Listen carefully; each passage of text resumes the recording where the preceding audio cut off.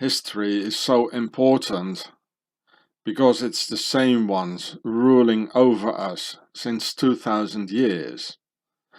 Therefore, history repeats itself all the time, because the same techniques are being used by our masters to keep us down. Therefore, similar patterns appearing all the time. So it's very important to compare the patterns and similarities throughout history with the actual situation of today. Let's look at the Justinian plague of the year 541, which came out of Egypt, of course, because our masters are alchemists and Satanists who have no problem with their demonology to create a deadly bug against their slaves. The Justinian plague of 541 probably killed 100 million Europeans, or 60% of Europe. And it's a fact. It came by boat from Egypt, a deadly cargo imported by someone. Here you can read it. The contagion arrived in Roman Egypt in 541, spread around the Mediterranean Sea until 544, and persisted in northern Europe and the Arabian Peninsula. And here, according to contemporary sources, the outbreak in Constantinople was thought to have been carried to the city by infected rats on grain ships arriving from Egypt. Pharaoh. And in 541, the year the Justinian plague arrived, Pharaoh's nobility had already left Rome for France because of the Germanic invasions by the Vandals 85 years before, in 455. Thus French, and no more Latin, becoming the language of our masters.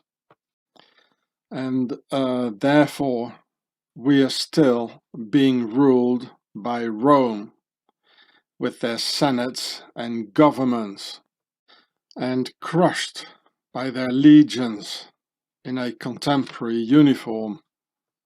As Hitler said, one people, one empire, one leader, and one Gestapo. Ein Volk, ein Reich, ein Führer, und ein police for the whole world. So, what pattern can we see happening concerning the ancient Rome? First, they waged endless wars, genociding the Europeans and expanding all over Europe. Then Rome got invaded by the Gauls, or Celts, in 390, and in 410 by the Visigoths, and 455 by the Vandals. Then the pharaonic elite of Rome escaped to the Gaul, or France, expanding their nobility, and built their pharaonic castles as the Egyptian castle of Buhen, that looks just like their castles in Europe of Pharaoh. Then, 85 years later, the Egyptian Justinian plague cleaned it all up, and that was the end of Rome. So the pattern seems to be 1. Wars, 2. To get invaded, 3. The masters leave, and 4. A pandemic bug war. Now let's compare this pattern with the present-day situation. For the new Rome of today, it was the same thing. 2 world wars and all the other wars after and before. Then a massive invasion by Muslims, Africans and whatnot. Then our masters seem to have abandoned Europe, America, Australia, etc. Abandoned our economy, abandoned our culture, abandoned our lives. A total government and military exfiltration of the elite of Pharaoh. And now the final bug war cleansing for the reset after. And funny enough, the same cyclus can be seen in ancient Rome. 1 wars, 2 invasion, C abandoned ship, and 4 bug war. Coincidence? No. Natural law? No. Man-made, or rather Pharaoh-made? Yeah, sure. The last time our masters abandoned ship, they left Rome and went to France. But where did they go now? About which there are many rumors, like Astana, Antarctica, Neon, and even leave the planet entirely. This is why they abandoned Afghanistan in rapid evac, as it's just part of a total abandonment, in order to start all over again somewhere else, in place or in time. Pharaoh's abandonment of Afghanistan, followed by a simple walk-in by the Taliban, is being portrayed by the Western media as an Afghan victory by those brutal Taliban who rape the women and kill everybody on their way. Well, apparently this mean lie machine of Western media can only lie, with every single word coming out of Pharaoh's lie machine is a lie. Some Afghan women have been lured in by evil Freemason forces and seduced by their pink list killers to become like Western women. Whereas a man in the West, you get ordered around by aggressive women pink list killers in any government office you go.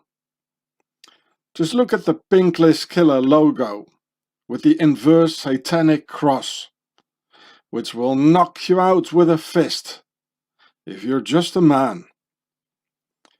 With a circle for the compass and a square in the inverse cross, saying for the initiated, square and compass, sold to us with an innocent smile on top. Oh please, come and help us and risk your neck for the princess. Who will turn into a male-hating monster when freed. Oh, very good, Sahib, Chandrosh. You very good man, Sahib. With Taliban not as stupid as we look. Yeah, mate, I'm tired of the West, with endless lies. Everything is a gross lie in the West. Only lies, lies, lies, lies. Here, mate, look, I've got the same hat and beard as you guys. So, can I come now? I'm so sick and tired of the West, really. Yeah, look, if I put the words the Islamic Emirate of Afghanistan into Google Translate to get the Pashto writing of it, and put it in YouTube like I did here, and then punch search, then you get the real images of local Afghan YouTubers that show the Taliban being welcomed as heroes who liberated their country from US oppression and US occupation, showing happy people smiling and being relaxed, saying there's no bloodshed, showing very calm and civilized Taliban giving interviews to local YouTubers. Here you can see it. You see it's everywhere their language. But a lot has been censored already, you know, they're censoring it. You see, you know, this is peaceful stuff here, you know? Look at that. Peaceful. And the other one too here on top here. Yeah, look, they're all cheering, you know? There's nobody running, no bloodshed. You know, and think about the crisis actors, you know? But again, a lot has already been censored, you know, by the enemy within. Well, they're mostly left now. Well, actually, I looked a couple of days back, and there was already a lot more. They already took away a lot of things. Now there's only like 2 years ago, 4 months ago. It has already been censored, everything, eh? Or almost everything.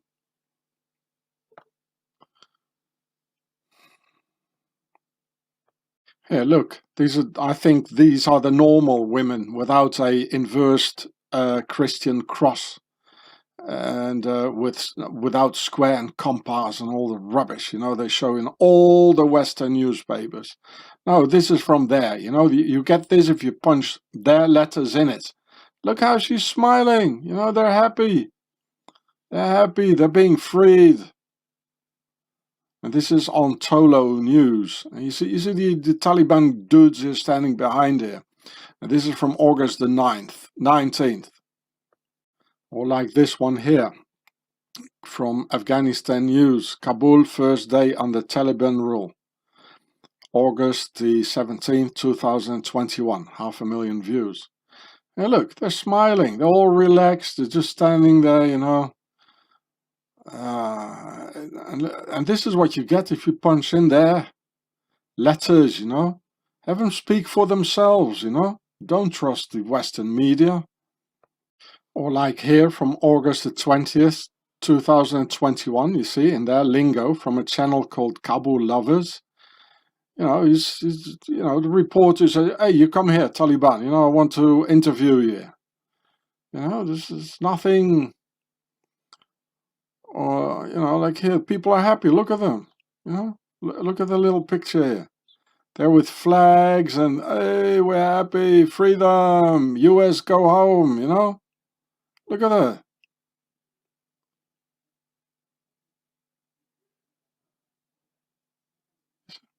Look, they're all happy. Look at that. It's like after a football match or something. Look at that. We're being lied to, people. Or like here, a YouTuber interviewing the Taliban here on August the 18th, 2021. On a channel called Hamayon Afghan Official. Right? Well, I mean, can't you see it? These are completely different pictures we see here as what BBC, CNN, and all the other liars they're showing us, eh? With their pink list killers, with the inverse Christian crosses around their necks. Oh. Or like here, I mean, this is a little YouTuber, 6,000 views on August the 21st, and these guys came apparently on August the 17th. You know, the Taliban shaking hands with the traditional Afghan. And, you know, if you look at the little picture here, they're all standing here together, shake hands, you know, and traditional guys here with the Taliban. Yeah, they're clapping hands here.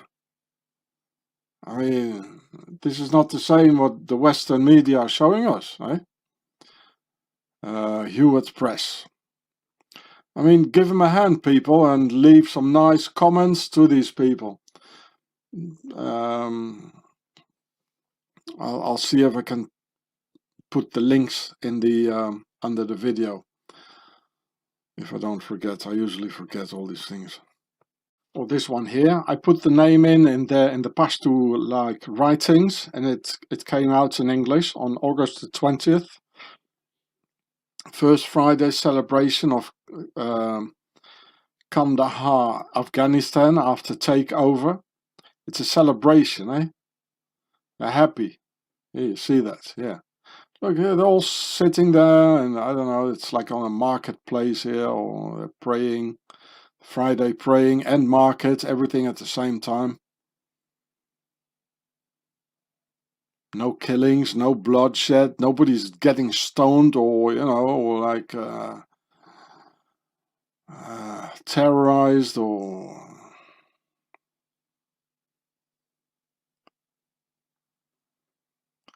I mean, look at it yourself. I mean, there are 10,000s of videos, you know. This is Kavi Khan. Just a YouTuber, 30,000 views. Just a YouTuber making his own video, you know.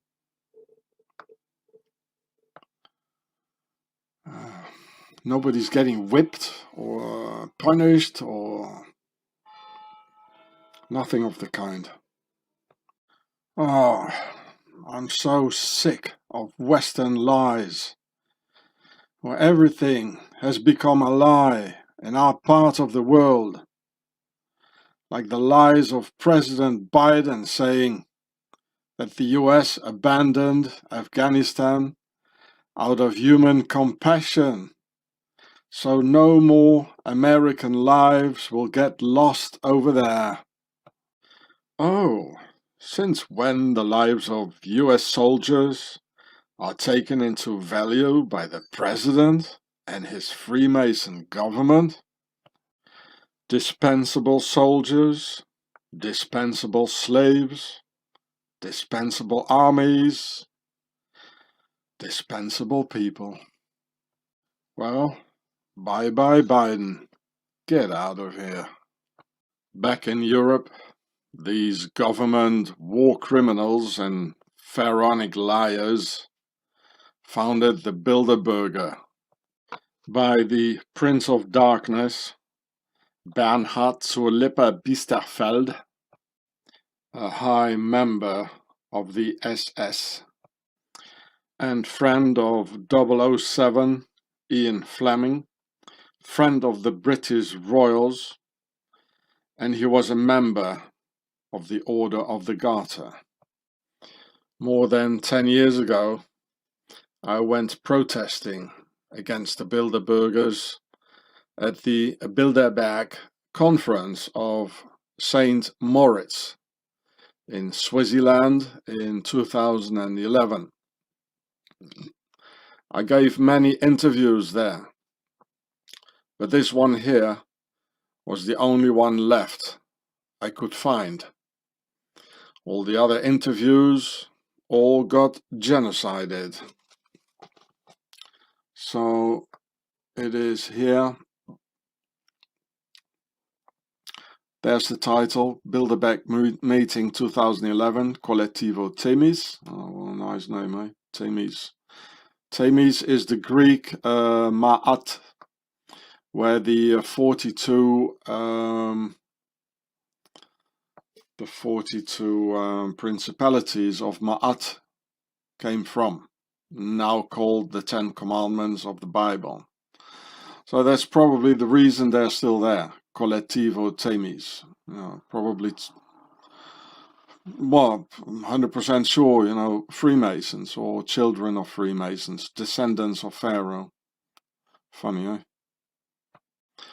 Like here you see a crown, because it's all royal stuff. And here it says Bilderberg. And this word here, I suppose that means castle. So 10 years back, I went filming the hotel castle Bilderberg of the Bilderberger in a sort of castle next to Napoleon's pyramid in the Netherlands, to be seen in this film here. Here you can see the title, The Pyramid Show. And the part bag, here, bag,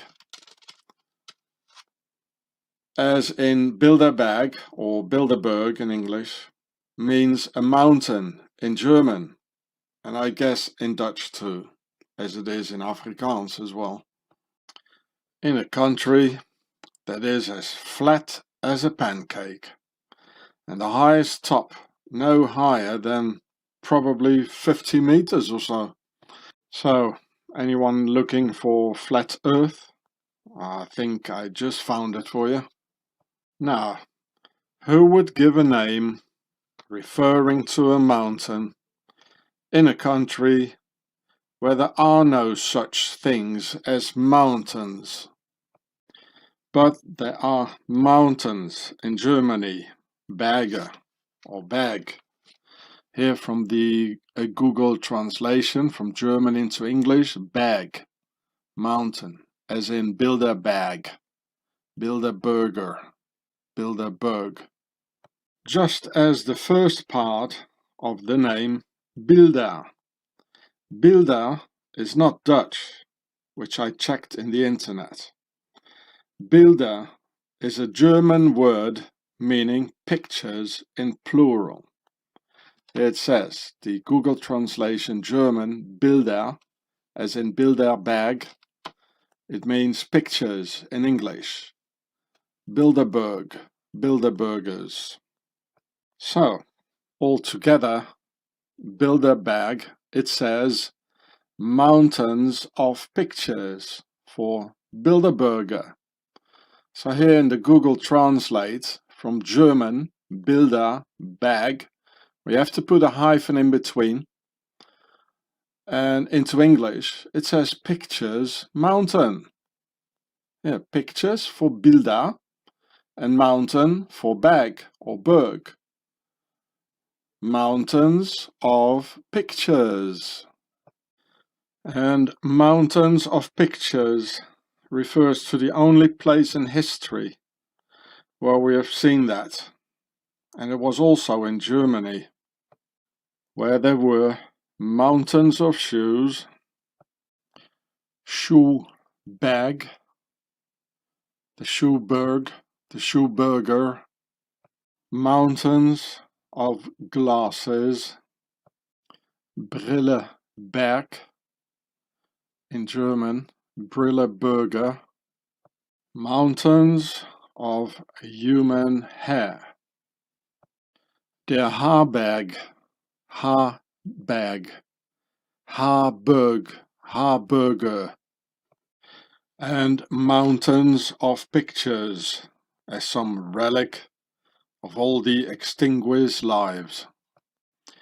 Bilderberg, Bilderberger, Bilderberg, Bilderbergers, mountains of pictures. The Nazis called this place in Auschwitz, with all the stripped leftovers of their eliminated previous owners, Canada, or Canada in German. Here you can see it, Canada, which is an old German joke sounding like keiner da, meaning nobody there in German, from a book from the 19th century about a German settler arriving in Canada. There was only wilderness at that time and no people to see. Canada for Canada, nobody there. Just like in 1945, after the work had been done. These are typical aristocratic jokes like Bilderberg, Canada, and even the name Auschwitz carries a joke, as Witz in German at the end of the name It means a joke in German. And believe me, I heard all these things when I infiltrated the Swiss octagon of the Nazi Templars. How else could I know all this, huh?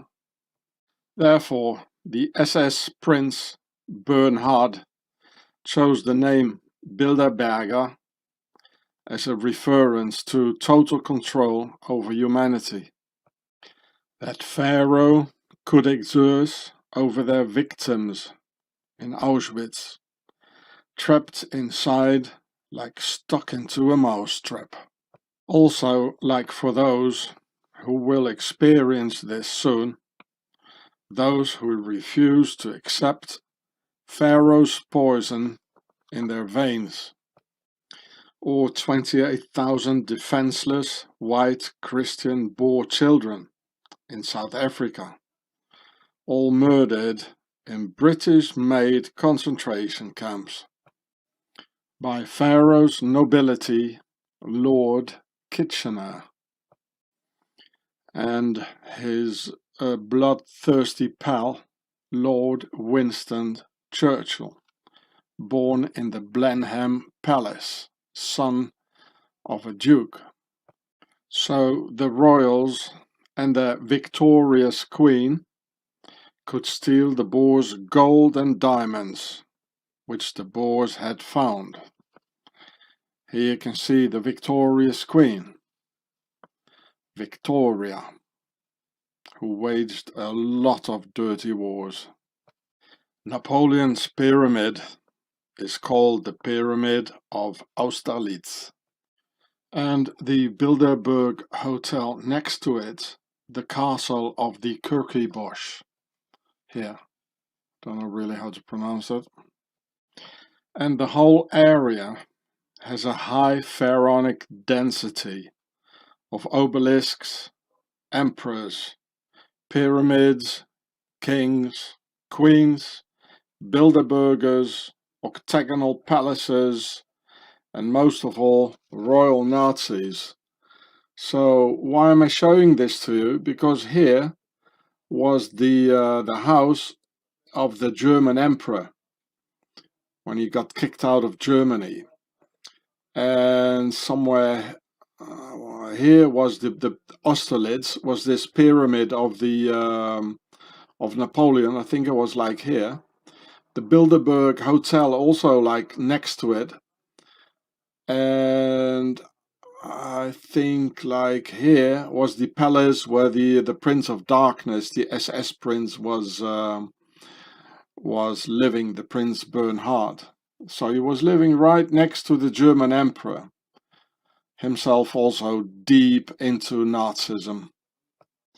In the very vicinity of Napoleon's pyramid and the Bilderberg Castle of the Kirkibosch, you'll find just a few miles away the Castle of Dawn of the German Emperor Wilhelm II, where he lived from 1918 to 1941, which they merely call a house, in order to make us forget that the German Emperor Wilhelm II was living there. And here you can see this pharaonic emperor in 1917 with a Freemason skull and bones logo on his hat. Just to give you an idea where the Nazi SS actually derives from. Yes, the nobility, including their Nazi Templar cousins of the New World Order in Swaziland, of course. And the charming logo on his hat means, let's go and kill the white race. Let's destroy Europe. And here on his breast you can see all the logos. You know, the octagon, a couple of Templars crosses, the sash, most surely in blue for the war against us. Here another crown, Yeah, the Templars cross, an octagon, you know. So it says octagon of the Nazi Templars on his breast. Because they all know exactly where they come from. And that their ancestors of this worldwide per a big house nobility come out of Pharaoh's Egypt. Templars cross, pyramid, 3D, 2D. So the Templars cross on his breast in 2D, it represents the 3D pyramid. And as he can't put a 3D pyramid on his chest, he had to fold it out and put it in 2D on his chest. And they all do. And the mother of the German emperor was a daughter of English Queen Victoria, the Killer Queen, murdering 28,000 defenseless women and children in South Africa. Q, the Queen of the Heavens, Isis. Same thing, same origin. Ain't it so, Mr. Trump? And right next to where the German emperor and grandson of the Killer Queen Victoria lived is the royal palace of the SS Prince Bernhard, where he lived for 30 years, with a huge obelisk right next to it, called the Needle of Waterloo, where many of us died for them in Waterloo. And from 1936 on, and even before, the SS Prince Bernhard met regularly with the Skull and Bones Emperor Wilhelm II, both in the Netherlands and very close neighbors. And in that very same area, with that high density of pharaohs, there's also the castle of Drakenstein, which means dragonstone, and is octagonal, as in octagon, the top of the Nazi Templars. It belongs to the Queen Beatrice.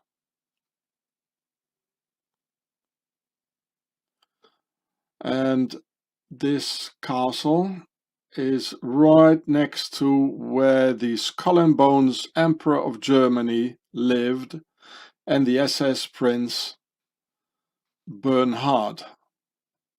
Therefore, the 8 death sacrifice for octagon in front of a huge obelisk. And obelisks are usually used as tombs for pharaohs on a cemetery, like these pharaohs here of the Dutch royal house of Orange. And here it says 8 deaths. So there you see, there's the obelisk. It's called the Needle, like the Needle of London. And apparently there were some people in the hospital and died later. I can tell you, you know, they needed the number 8, you know, for the ritual. So these people would have survived their injuries if it wouldn't have been needed the number 8 for the ritual.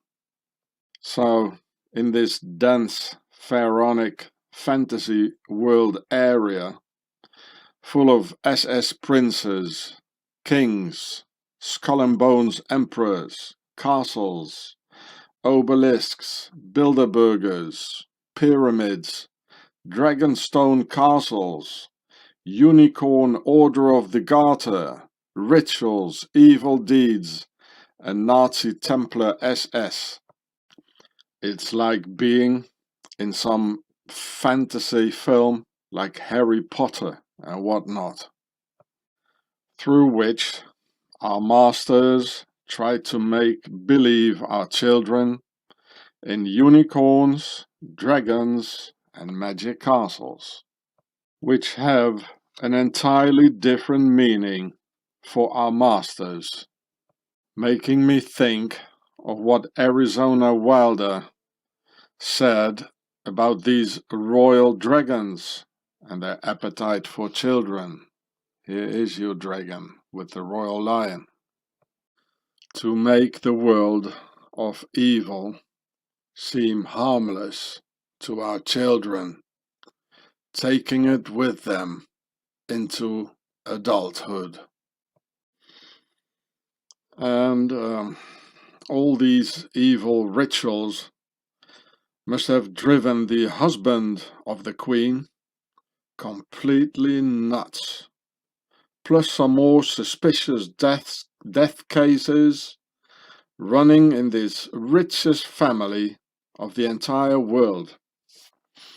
Klaus Georg von Ansberg, another SS prince in the entirely German House of Orange, and the father of the actual King, Order of the Garter, William of Orange, whose father and grandfather were Germans, plus the rest of his German ancestry. Now here it says, in 1944, Klaus was conscripted into the German Wehrmacht. Well, wait a minute, this is not possible. He was not in the Wehrmacht, he was in the SS. Because Adolf Hitler, he had the Prinzenerlass in 1940 that no German prince could go into the Wehrmacht. So he was in the SS. Just another lie, to cover it all up, eh? And he was in the Deutsches Jungvolk, in several Nazi youth organizations, and the Hitler Youth, just like the other Prince of Darkness, the grandfather of the actual King, Order of the Garter, King William. It's a whole house of SS and Nazis, and rituals, and the whole shebang of Pharaoh.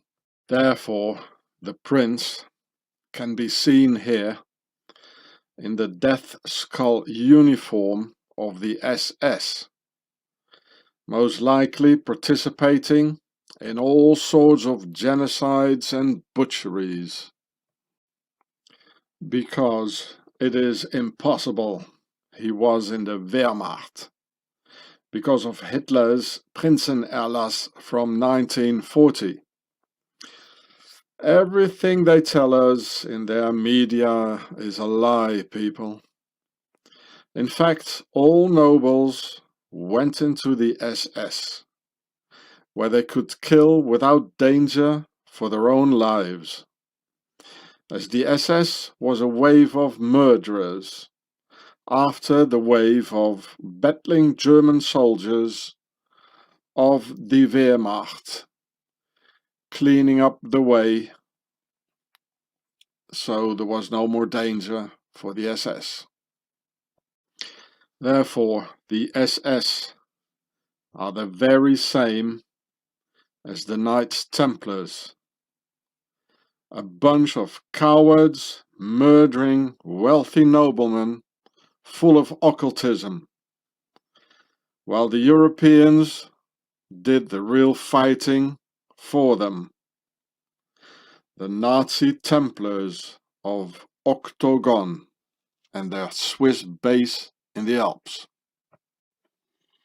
I've already told you about the other royal SS Prince Josias zu Waldeck und Piemont, whom you can see here, who next to his crimes in the Buchenwald concentration camp also personally helped executing the real German nationalists of the German workers in the Night of the Long Knives in the summer of 1934, replacing all the normal officers of the SA Sturmabteilung with aristocrats of the SS, like the SS Prince Bernhard, Here you can see he's a real prince with a Templar's cross all over, white gloves like in a Freemason lodge.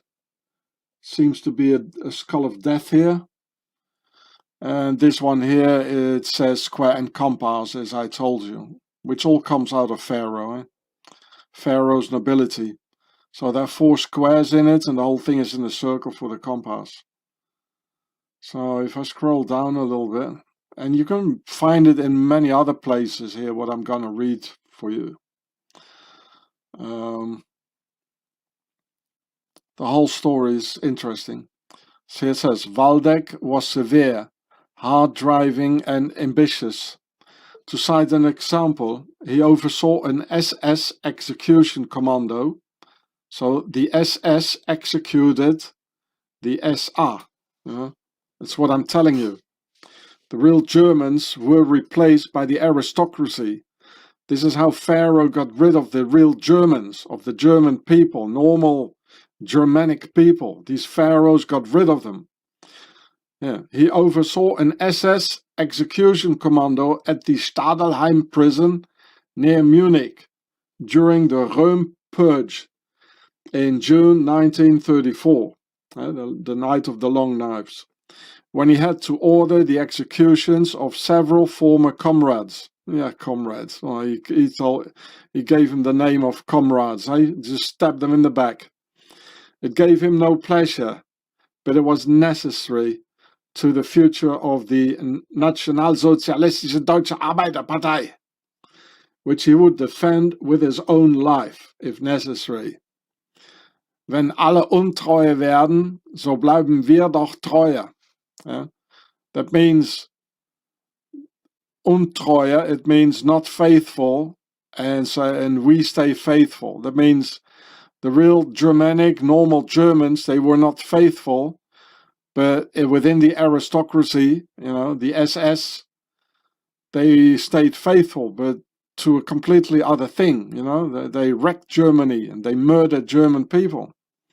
So a prince here, and the rest of them, they were all aristocrats in the SS in the beginning, and at least the higher officers, they still stayed like SS aristocratic officers. They murdered the SA, the Sturmabteilung with Röhm, the Röhm Purge. That's what I've been telling you, people. There's a war within a war. Eh? Read some more if you want. Well, if I think about it, I'll put it in the description. Here, there you can read it again. This is the Waldeck und Piemont, Prince Josias. There he is. He killed the Germans. The real German people were murdered by the real enemy within. Yeah. Here, I read it for you. In June 1934, Hitler directed Joseph Sepp Dietrich, the then head of the personal SS bodyguard unit, to lead murder squads of SS officers, read aristocracy,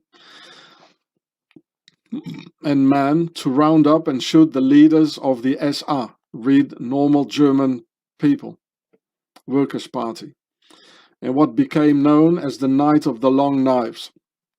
Dietrich had instructed von Waldeck to go to the Stadelheim prison, where Hitler had previously been imprisoned and where he had written Mein Kampf, and to make arrangements there for the reception and execution of the SA leader Ernst Röhm and other leaders.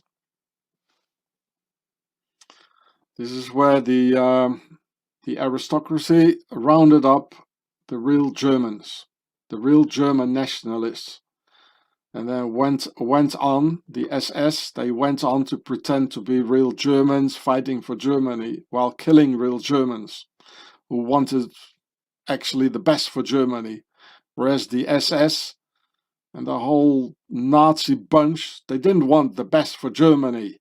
Can't you see it? I can't understand, really, how the worldwide neo-Nazis and nationalists can be so dumb and don't see their real enemy. But instead of that, even believe the enemy's propaganda lies, giving the usual scapegoat. Well, people, no jaywalkers to see, far and wide, at the origins of 2 world wars and all the other wars after and before. Sorry, dear neo-Nazis, I just can't find any. But I've got the real enemy of our white race, well, real good in the crosshairs though. Now listen carefully.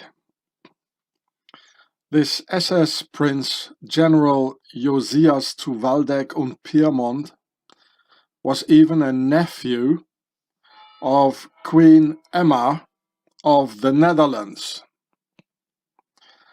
As Princess Emma zu Waldeck und Pyrmont married King Wilhelm III of the Netherlands, and she became the Queen of the Netherlands in 1890, just before World War I, being one of the reasons the Germans did not invade the Netherlands in World War I, as the German Emperor already had a German aristocrat on the throne of the Netherlands, where today's Dutch royals are 100% German aristocracy.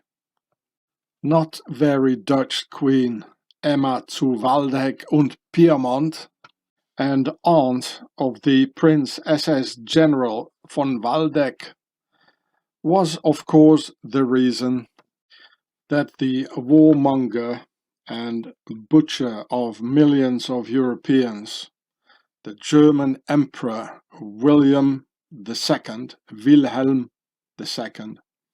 could be saved from the Germans and live a happy life in the Netherlands, also called Flat Earth.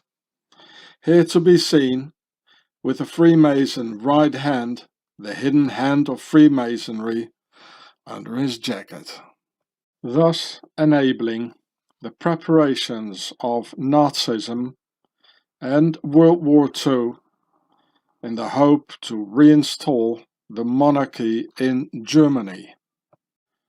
Therefore, a German Queen, Emma of Flat Earth, taking a lot of care of her duties for the constitutional monarchy, the union of the Old World Order and the New World Order, concealing her true monarchic nature.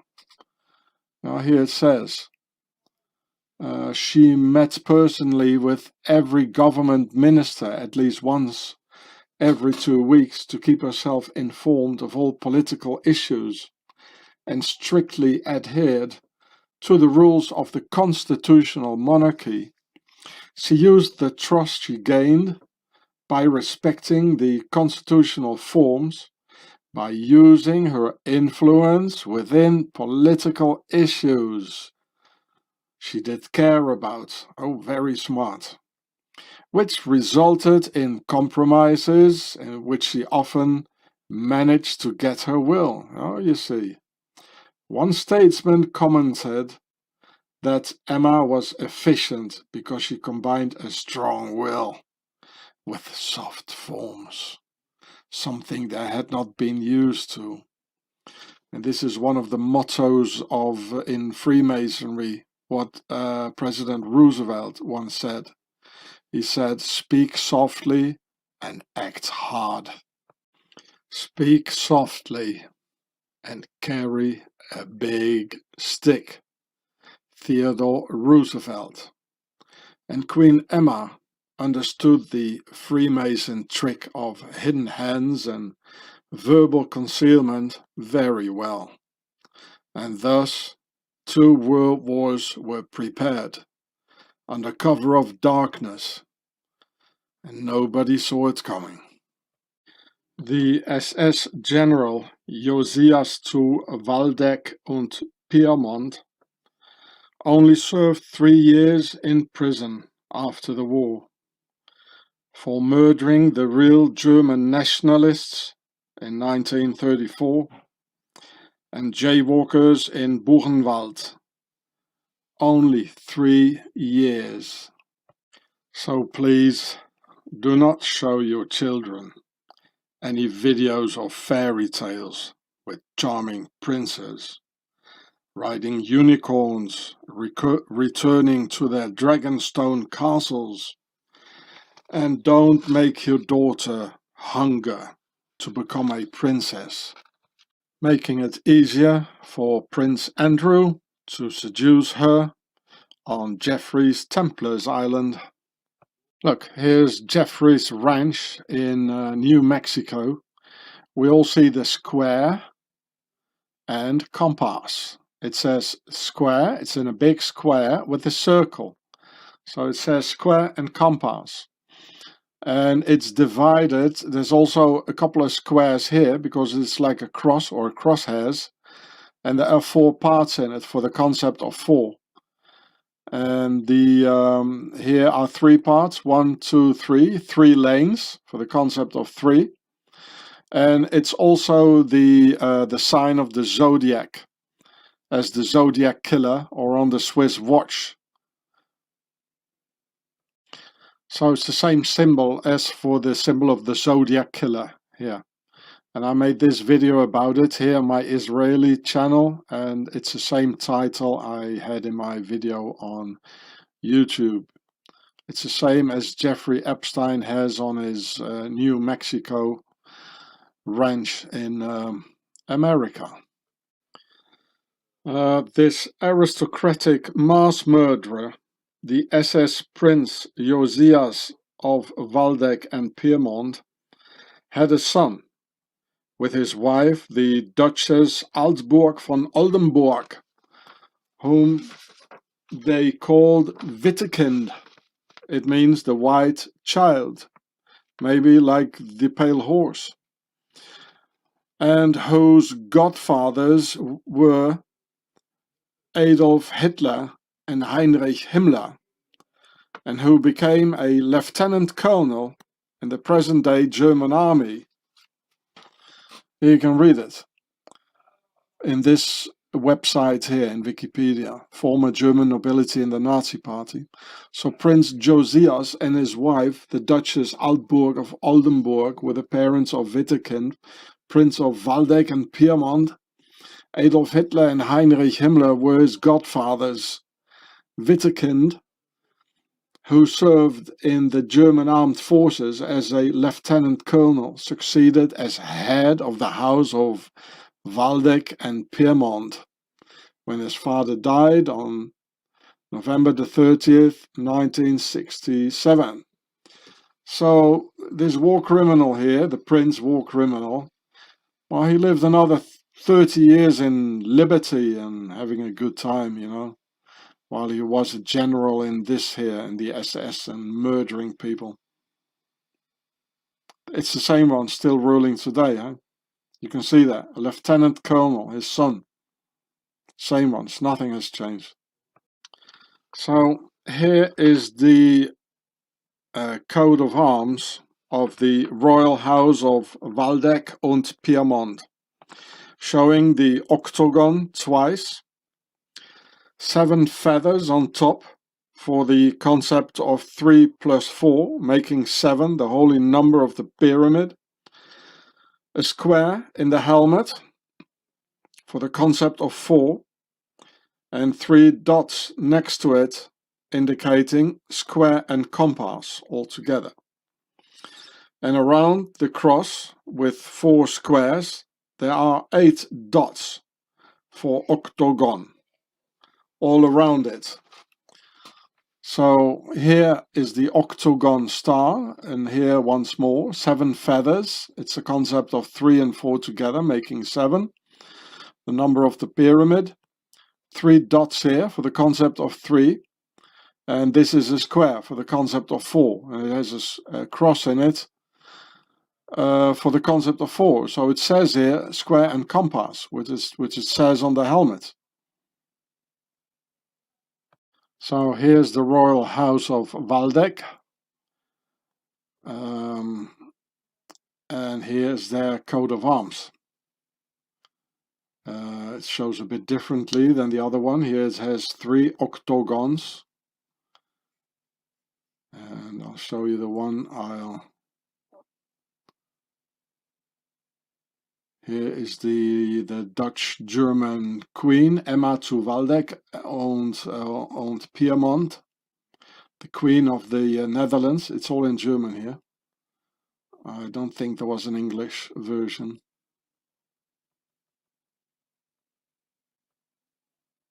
And here again comes the coat of arms I just filmed for you.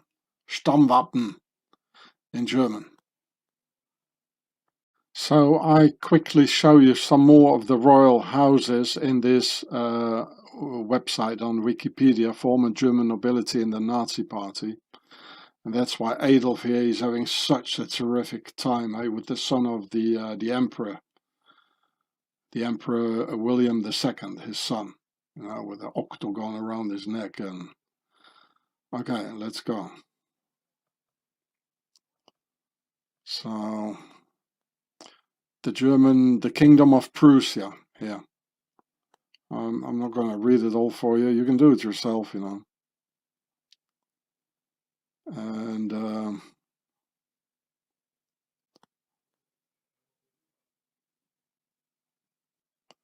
okay, here they are. This is all these princes here. 3 princes. This is the son of the Prince August Wilhelm of Prussia here. And here another prince. So he was in the Sturmabteilung and in the Nazis here too. Stormtroopers, Nazis. The Prince Karl of Prussia. Here Prince Alexander of Prussia. They were also, you have to look here then, They're all in the Nazis. Now the Kingdom of Bavaria, next to Switzerland, Yeah, the King Frederick August. Here the Kingdom of Württemberg, also next to Switzerland. Baldur von Schirach, of course, he was the head of the Hitler Youth. He never spent a day in prison. They all joined the NSDAP, this one here, the German Workers' Party.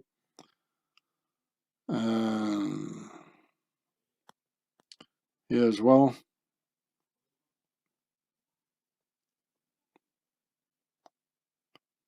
So I can't possibly read that all for you. Look here, you must look here now. It's all these princes, they all were in the Nazi party here. You're going to read it there. And these are their numbers.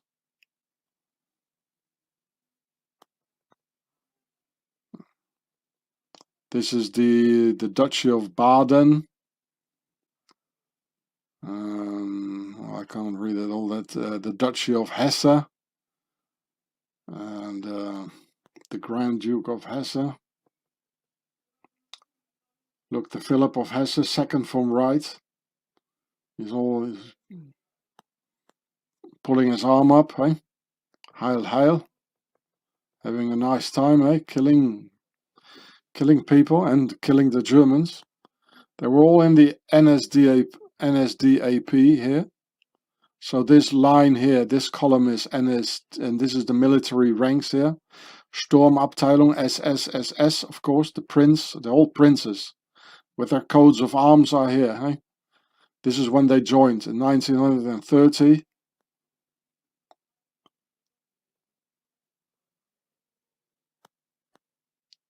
Even the ladies, the princess, they're all in the Nazi party. These are their coat of arms, the double cross here. Showing a lot of lions with crowns, of course. And here the prince, and the SS and the Sturmabteilung, they're all in the Nazi party. Coat of arms, these are the dates when they joined. All the princes, the entire nobility, they were all in the SS, people. Yeah, there's some more. Yeah, princess, prince, all in the Nazi party. All of them. This is the Grand Duchy of Mecklenburg-Schwerin in the north of Germany.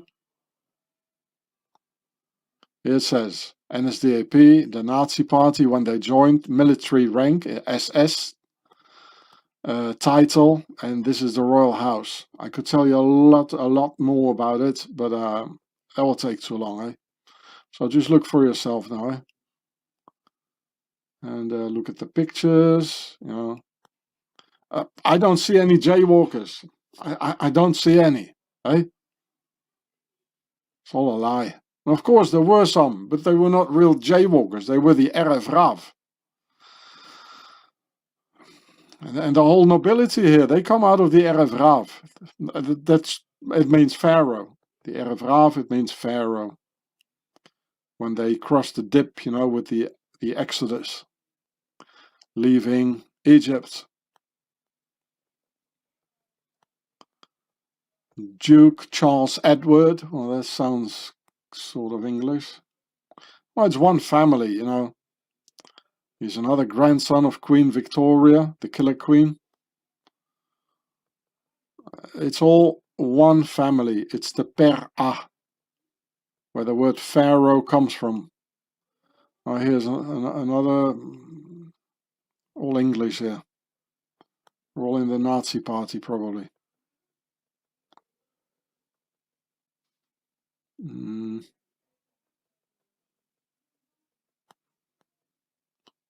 Charles Edward, yeah.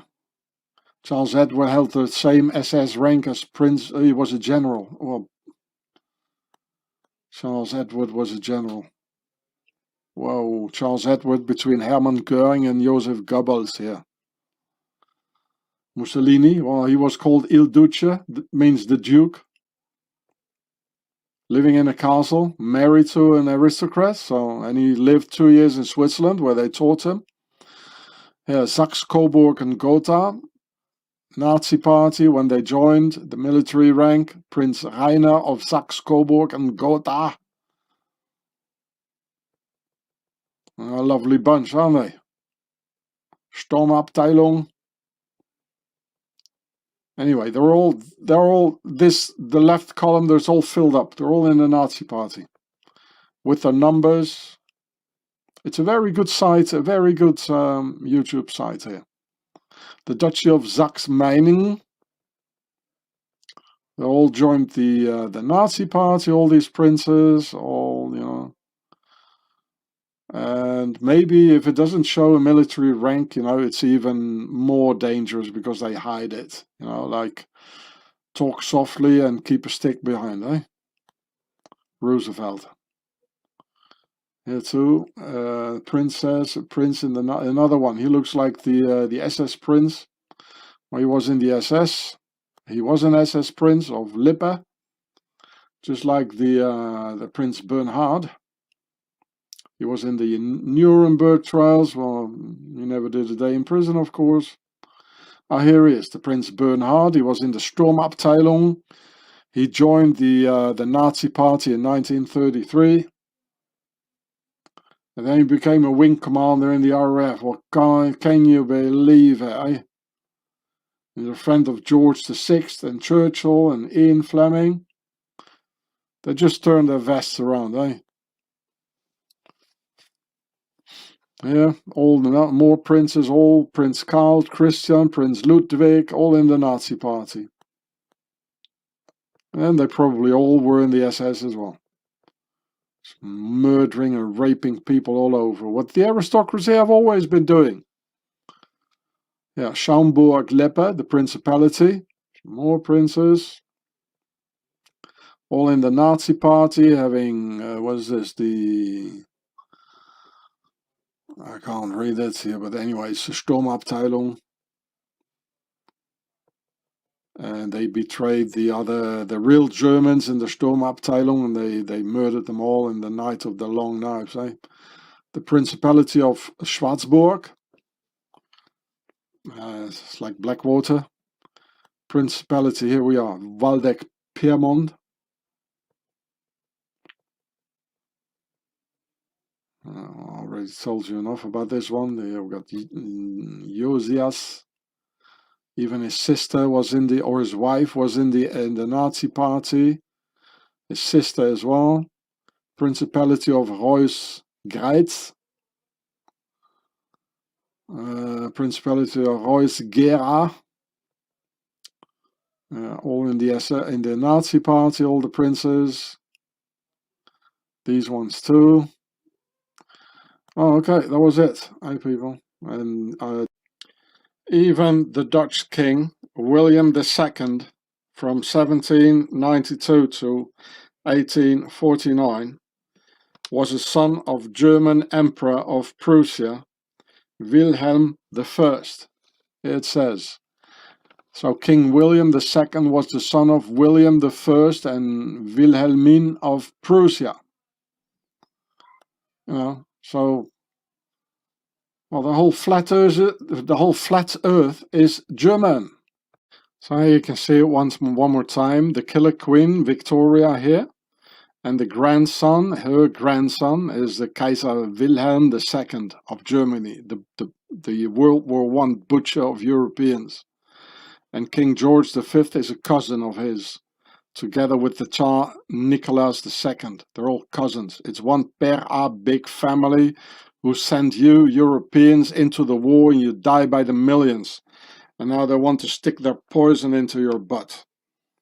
So when the First World War German Emperor Wilhelm II and grandson of Queen Victoria lived in exile, together with the rest of this bunch of German aristocratic Nazis ruling over the Netherlands, he was vividly hoping for Nazi success in order to restore the monarchy. So here in Wikipedia, the abdication of Wilhelm II.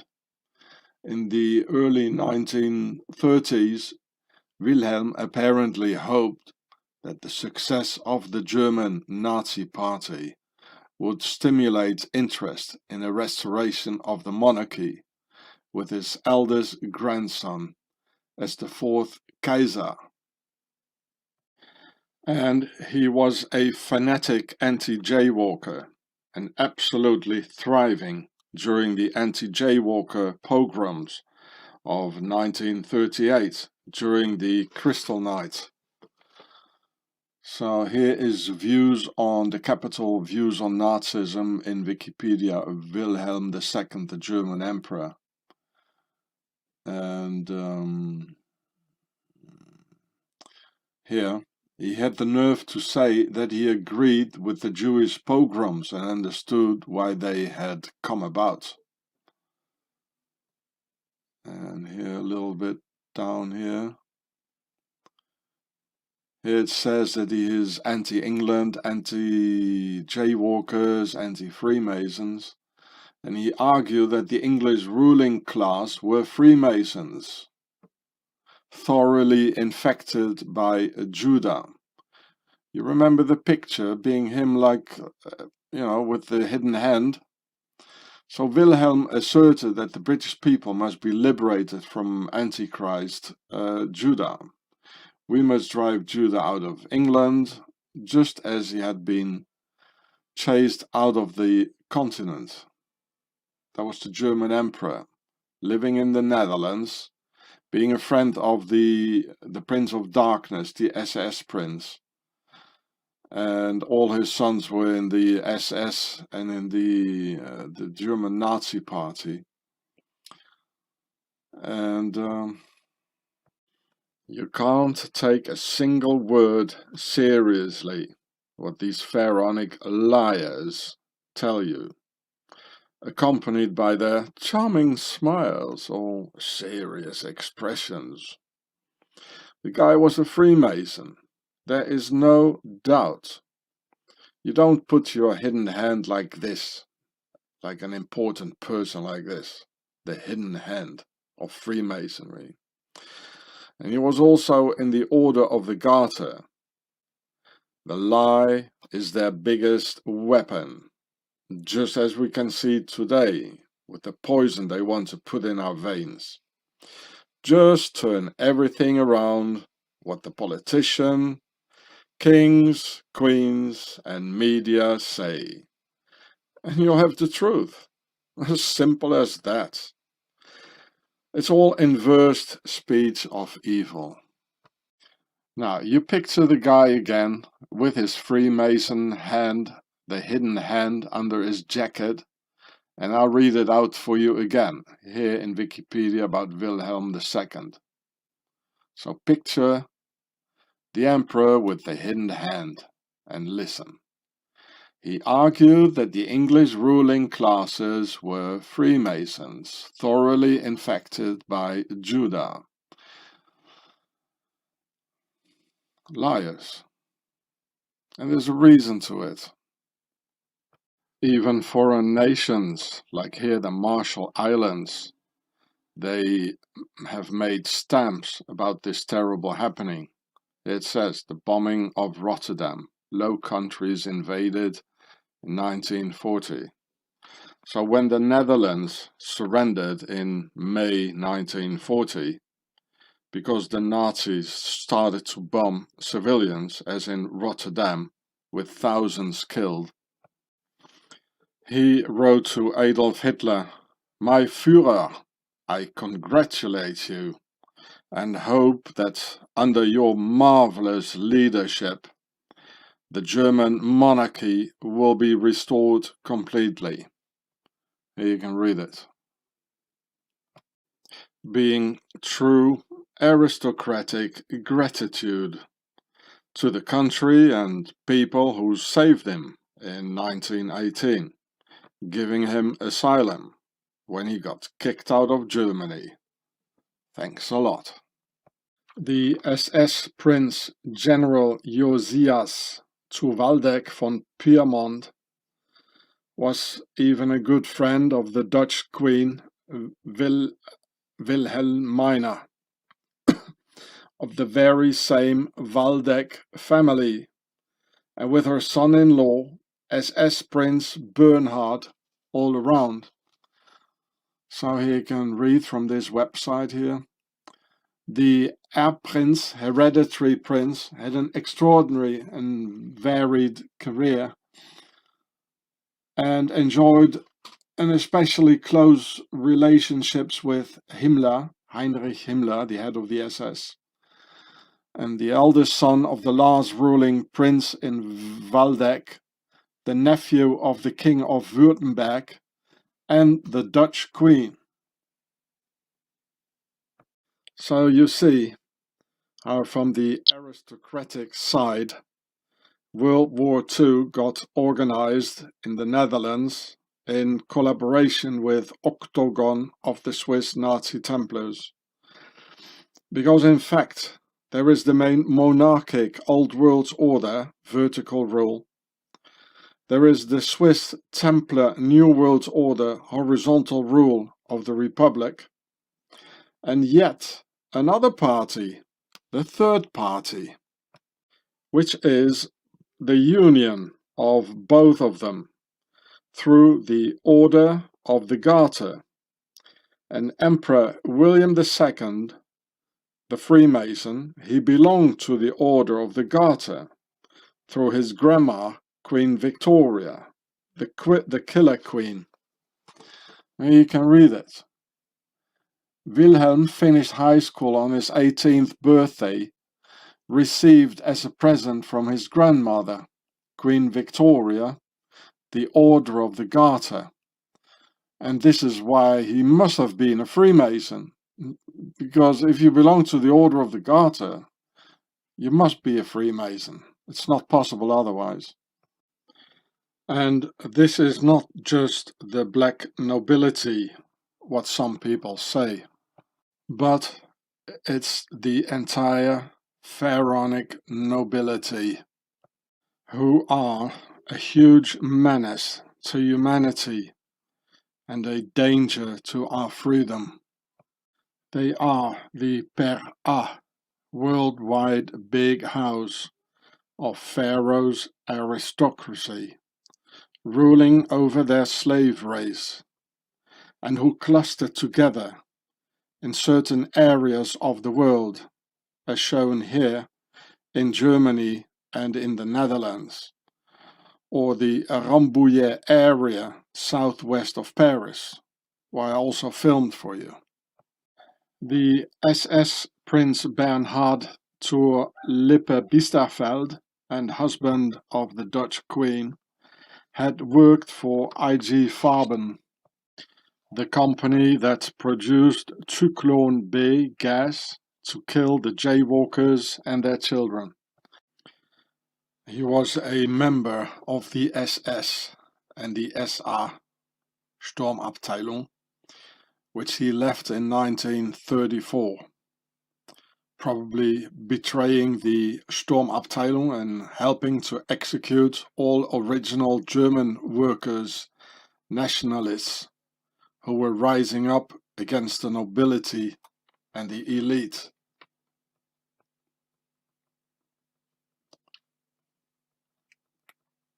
Here it says, Bernhard studied law at the University of Lausanne, Switzerland,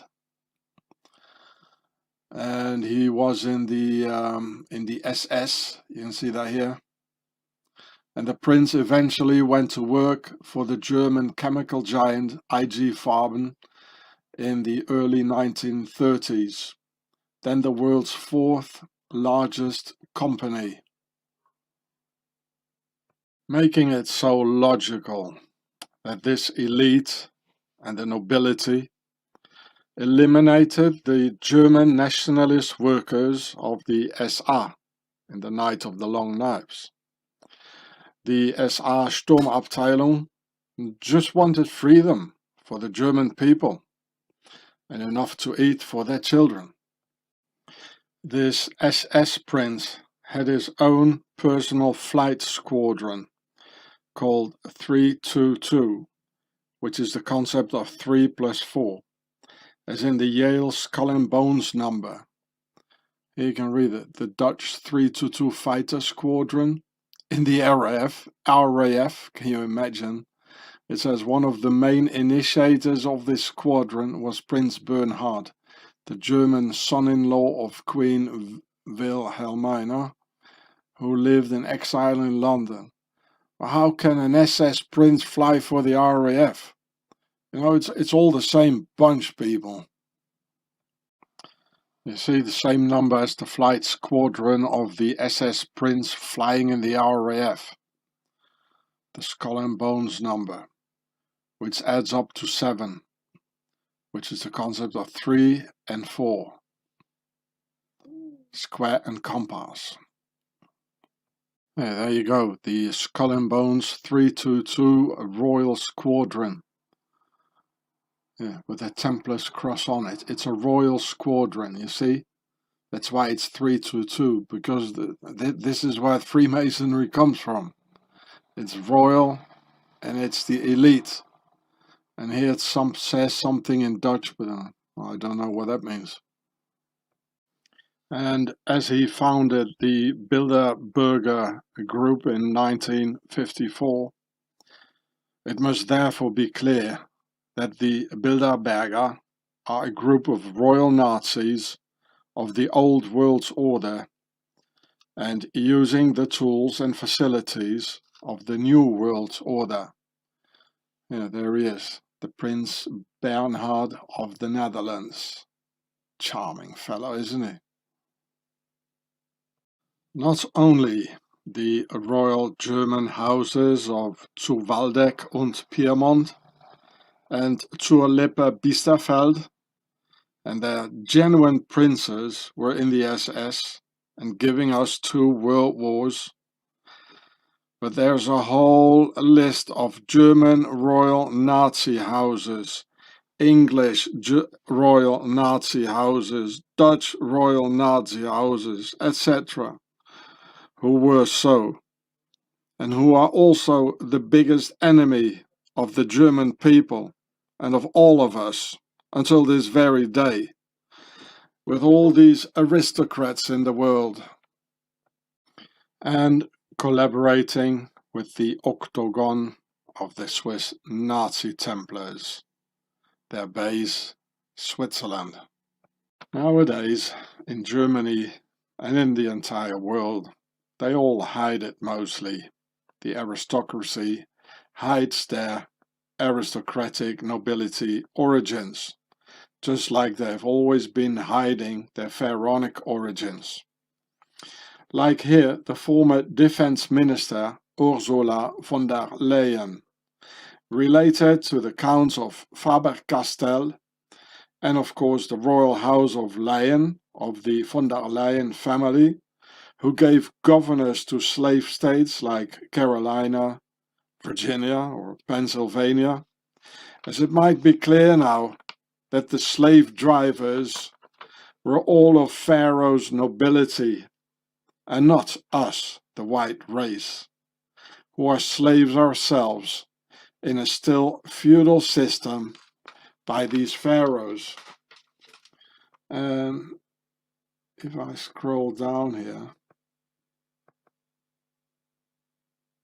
you can look, here's their royal coat of arms here. There are 3 times for the concept of 3, the seal of Solomon, King Solomon, who was one of their pharaohs. They're all pharaohs. You got this bird standing on one leg, and there she is again when she was younger. Look, here she's being driven around like Queen Elizabeth, you know, being driven around in the carriage. Because they know where they come from. They know it. Here she was the defense minister. Together, here she is in the US. Together with all the Skull and Bones boys.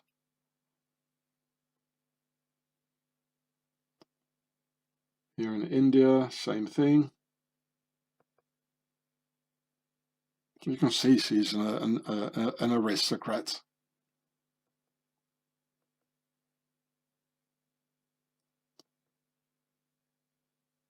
Oh, together with Henry Kissinger. Oh, nice. The war criminal. Murdered so many people in Vietnam. She censored the internet in Germany or all over Europe. Here she is with Donald Trump. They're all the same bunch. Here she is with Putin. A whole bunch of pharaohs.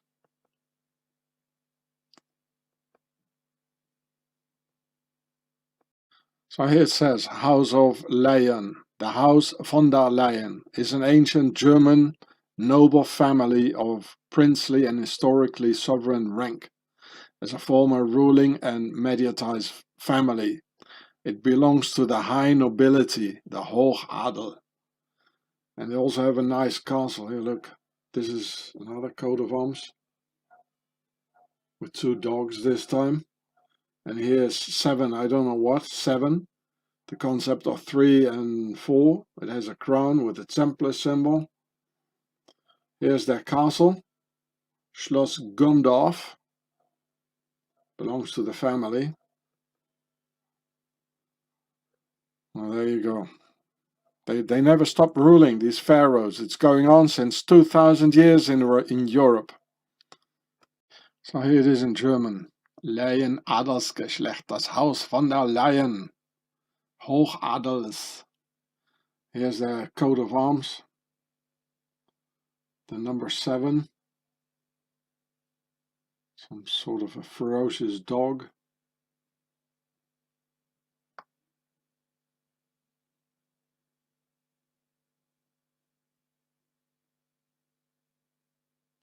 Freiherren von der Leyen.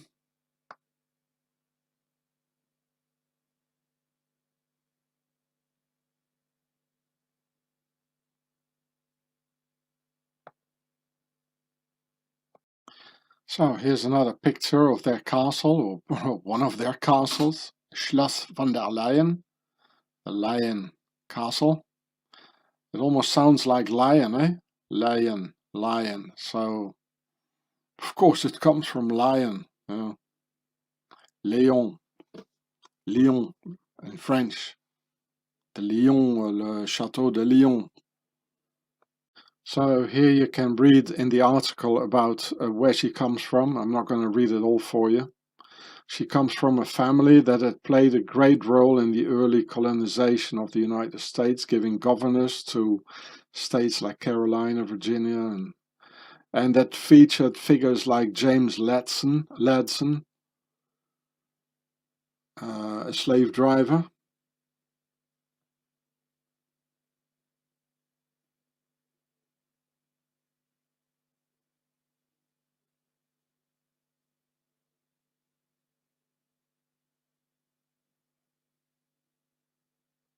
Here, let's have a look at the picture first. The whole thing is in a circle for the compass, and here is, there are 4 squares in it. And even this whole thing, it says square and compass, And there are 8 parts in it for octagon, and here are 4 lanes every time. So for the concept of 4, and the circle is for the concept of 3. And white, of course, for the New World Order, the horizontal rule, and blue because they're waging a war against us. So now this is Ursula von der Leyen, the aristocrat. So now she is the president of the European Commission, wanting to put Pharaoh's poison into your blood, and orders you imprisoned at home with a filter on your face. And she is a descendant of the American slave owner James Ladson. Sorry, my dear Nubians. We of the white race didn't do it. We are slaves ourselves of this nobility.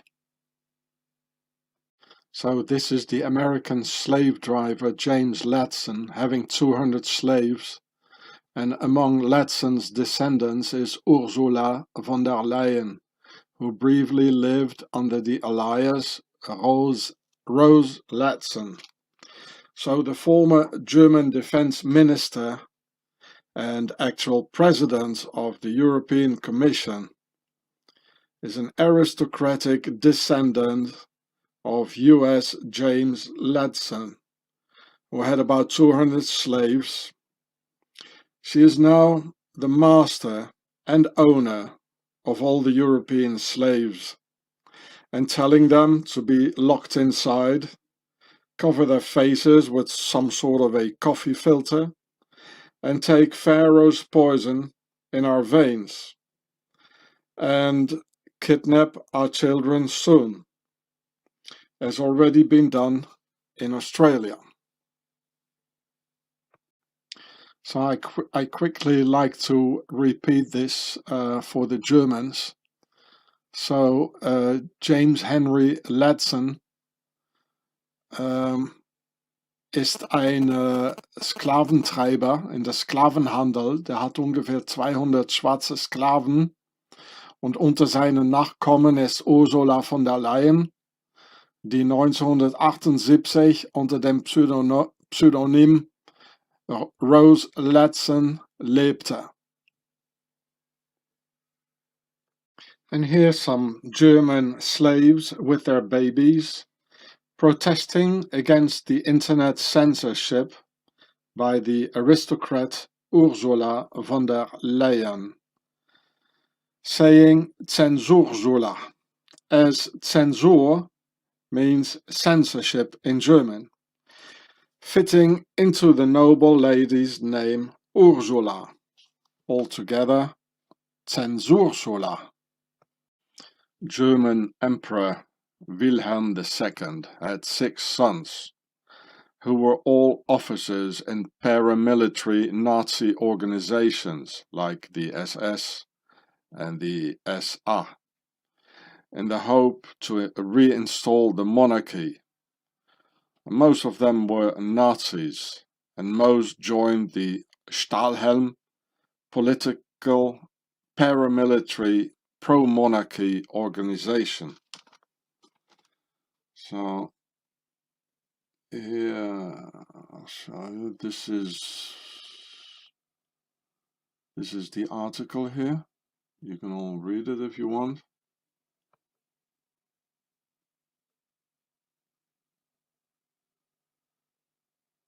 All his children, they're all in the, all these aristocrats. Yeah, here's a picture of the Emperor Wilhelm II with wife and children. And look carefully at the eyes of the children. Now, they look like a bunch of aliens.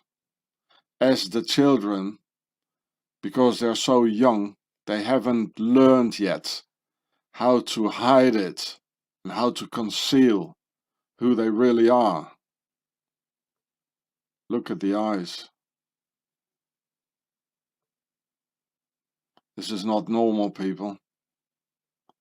The children don't know yet. They haven't learned yet how to lie and cheat and to conceal their real origins, where they come from. And it doesn't look human, people. And they don't act human, killing us by the millions. It has to stop, people. These pharaohs with the pyramids and all these things nobody can still do today and construct. They have to stop. And here's the Stahlhelm, that means the steel helmet, which was a military monarchist organization. It's like sort of a predecessor of the Bilderberger, if you want. Right? And the interesting thing is, they even had a monarchist German National People's Party. Well, I mean, people and monarchists, it's not the same thing, eh?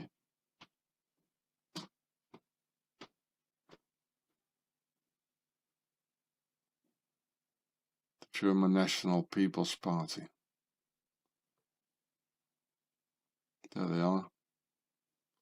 Very interesting. And they are monarchists. This is what the war was about. 2 world wars. Just look into their children's eyes of this inhuman race and see their true nature, while the older ones all seduce us with their innocent smiles, concealing the true eyes by the technique of the hidden hand of Freemasonry. To all politicians and most of their worldwide blue army belong to this race. Just look at the Nazi Police Battalion 101 and what they did, genociding all civilians in Eastern Europe during World War II. It says it's a Police Battalion 101, which we also find back in America, the 101 Rangers. It's not a coincidence they're taking this number. And they became a major perpetrator of the Holocaust in occupied Poland. And now it's the turn for the whole of humanity for this Holocaust, especially the white race. Again, well, you can find it all yourself in Wikipedia. Well, the police Einsatzgruppen are back, people. You all buckle up now. Yeah, the Einsatzgruppen. They were the they did the final solution, and yeah, it's the SS Einsatzgruppen together with the police, killing all these people like soft targets, you know. The real Germans, they were in the army and the Wehrmacht fighting real armies, while Pharaoh's aristocracy, they were doing the soft targets with their police battalion 101, the Einsatzgruppen, you name it. And they're back, people. They're gonna do it again, to all of us. Here in the Prince Bernhard of Lippe-Biesterfeld in Wikipedia, I forgot to tell you, here Hitler gave an account of the conversation he had with Bernhard in his Tischgespräche, table conversations. So Hitler, he knew the Prince Bernhard, who later flew airplanes in the RAF. Well, how is this possible, eh? What's going on? And here the story about Unity Valkyrie Mitford, from an aristocratic family, which you can see here, the Mitford family. And she was a fan of Adolf Hitler, and who got probably suicided by the Nazis. Because there's a war within a war, and the aristocracy are deep into it. Also, she knew Hitler personally, of course.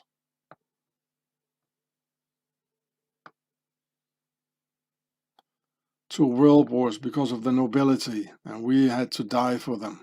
Also, Hitler was, of course, pro-monarchy, as he was financed out of Swaziland by Octagon of the Nazi Templars and Swiss General Ulrich Wille, himself out of the German high aristocracy von Bismarck from 1923 onwards. So in a Nazi speech from 1925, Hitler and the Nazis accepted aristocratic titles again, because it was Pharaoh's nobility financing him.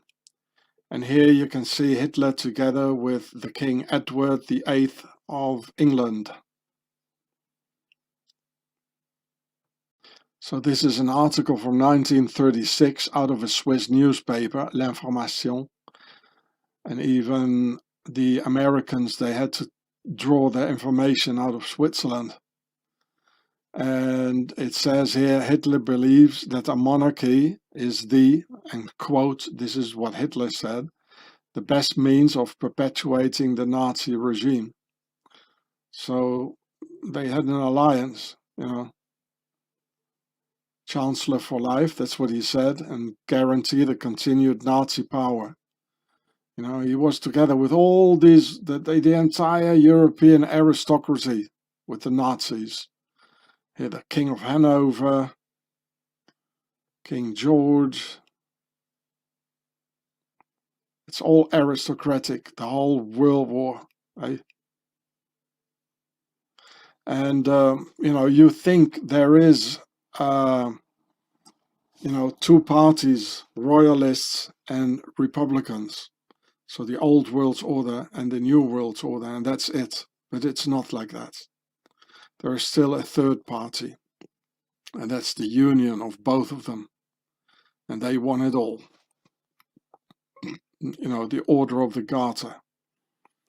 The union of the old world's order and the new world's order. And the old world's order didn't want the union. The new world's order, they wanted this union. Well, of course they preferred a clean new world order, but they had to make this union. And this is what happened.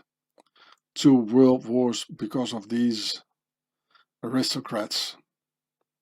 All politicians in the world are pharaonic aristocrats, like this 12-year-old American girl finding that out. But her name is French aristocratic, with the noble prefix of de in front of her name.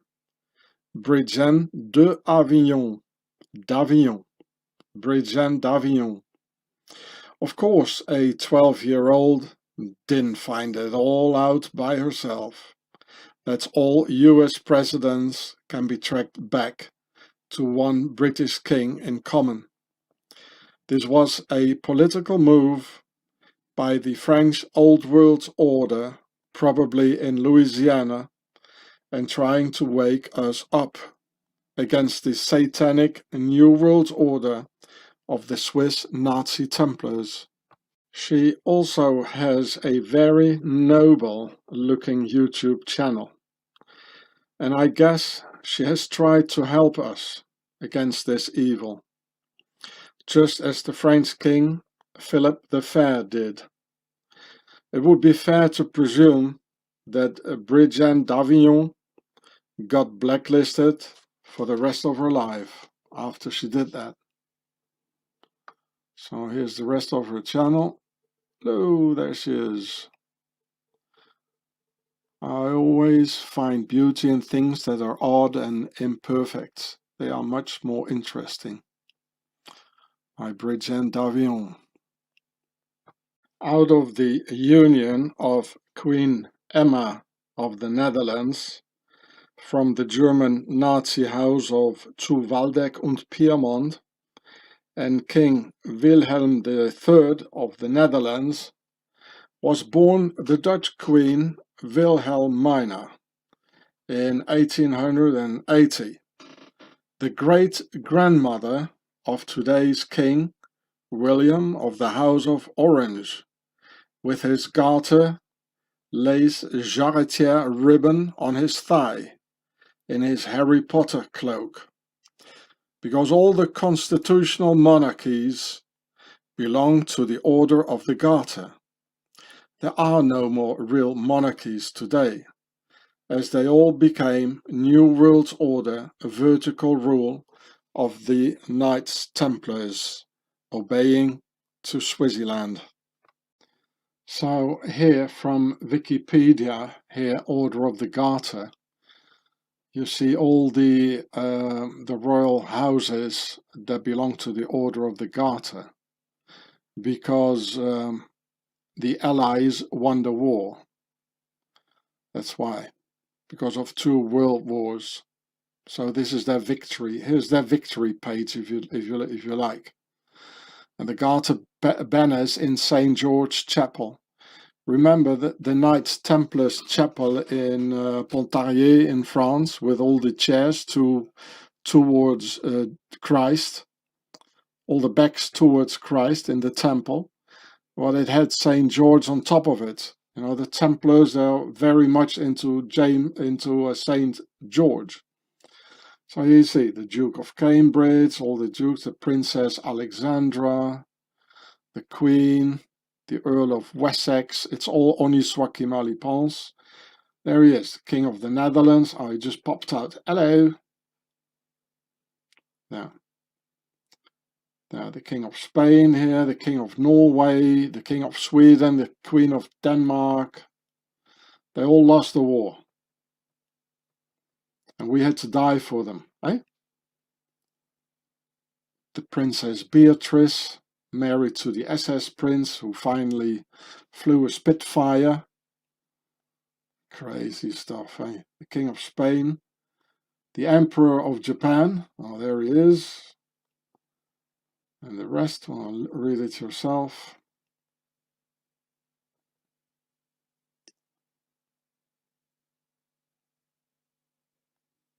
Oh, look at the crescent moon. Muslim stuff. Well, it's all the same stuff, eh? All the Emirates, all the emirs and caliphs. You know, it's the same pharaonic nobility, eh? Here, the coat of arms of current knights and ladies of the Garter. The Queen, Oniswaki Malipans. Look, everywhere it says in the middle here, there's the Garter. You know, the ribbon around the thighs. It says Oniswaki Malipans. And all the coat of arms. Of course, the Prince of Wales has it, you know, and Lady Ogilvy. The arms of Juan Carlos, the King of Spain, he has it. The King of Sweden has it. They all have the garter, the jarretière, around their thighs. Oh, what a great party, eh? Norway with an axe, chopping our heads off. The Emperor of Japan, same thing. It's not English, it has nothing to do with the English people, it's the worldwide pharaoh of the entire world. The Princess Beatrice of the Netherlands, and well, they all have it, eh?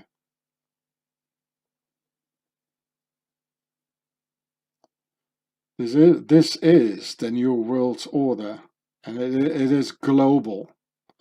So people who talk about globalist, globalist, well, these are the globalists. You see, this is global. I could analyze all the coat of arms for you, but that will take too much time, Here, look, there's the Olympic Games in it. They are masters. They got the gold medal in the Olympic Games of lying. Eh? I can tell you that. They won the Olympic Games of lies. It's all they can do. And here, the Nazi Templar castle of Schaumburg, of the noble house of zu Waldeck und Piemont, with a Freemason New World Order checkerboard configuration in the courtyard of the castle. So this is the castle who got of the very powerful family zu Waldeck und Piemont, who had this SS general, the butcher of Buchenwald, and murdering the normal German people of the SA Sturmabteilung, nationalists, who just wanted to have peace and enough food for their kids. He helped murdering them all. And this was his castle, and this family got married into the House of Orange, and giving birth now to the King of Orange with his garter lace and everything. Very powerful people. There you go, Schaumburg Castle in Wikipedia, of the family Waldeck and Piemont. Here is the SS Prince Josias, belonged to him, and it's in the Rhineland Palatinate, from the Palatines. You remember what I told you? Who was from the Palatines? Whose ancestry? Well, Obama. It's next to Swaziland.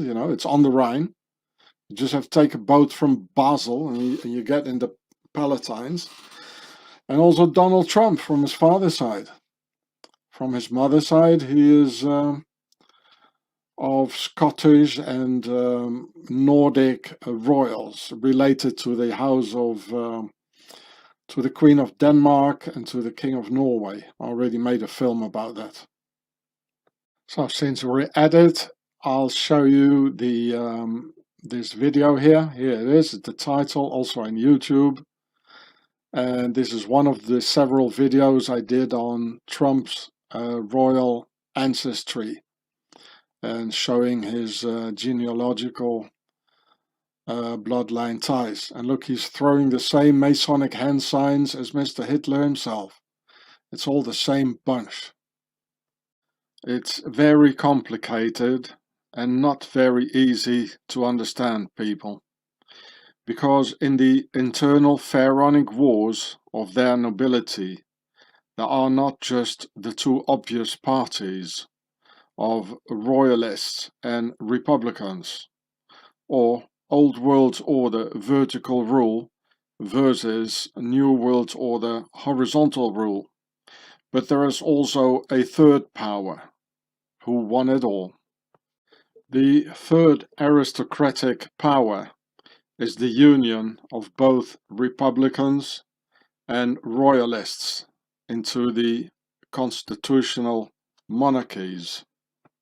And as neither the Old World Order royalists nor the New World Order republicans wanted this union, they decided to make an old world order, a new world order alliance between the old world order royalists in Germany and the new world order Swiss Templar republicans in order to avoid this union of the United Kingdoms. The old world order royals in Germany wanted their monarchy and no union. And the Swiss New World Order Republican Templars wanted to keep their system and no union either. So basically, the enemies became forced to be friends in order to keep each one their own system in place and avoiding the UK union of both. And in this terrible internal war of our masters, there was lots of betrayal and flipping sides, like Prince Bernhard, one day being in the SS, chatting with Hitler and killing nationalist Germans, and the next day he was flying a Spitfire in the RAF 322 Skull and Bones Squadron. Or like Hitler himself, one day pretending to be for the German people and their original German nationalist workers, and the next day he was for the monarchy, killing all the real German nationalists. And in the end, every military decision Hitler took was in favor of the Allies, as his Dunkirk decision or at Stalingrad. So, who was he really, this Hitler?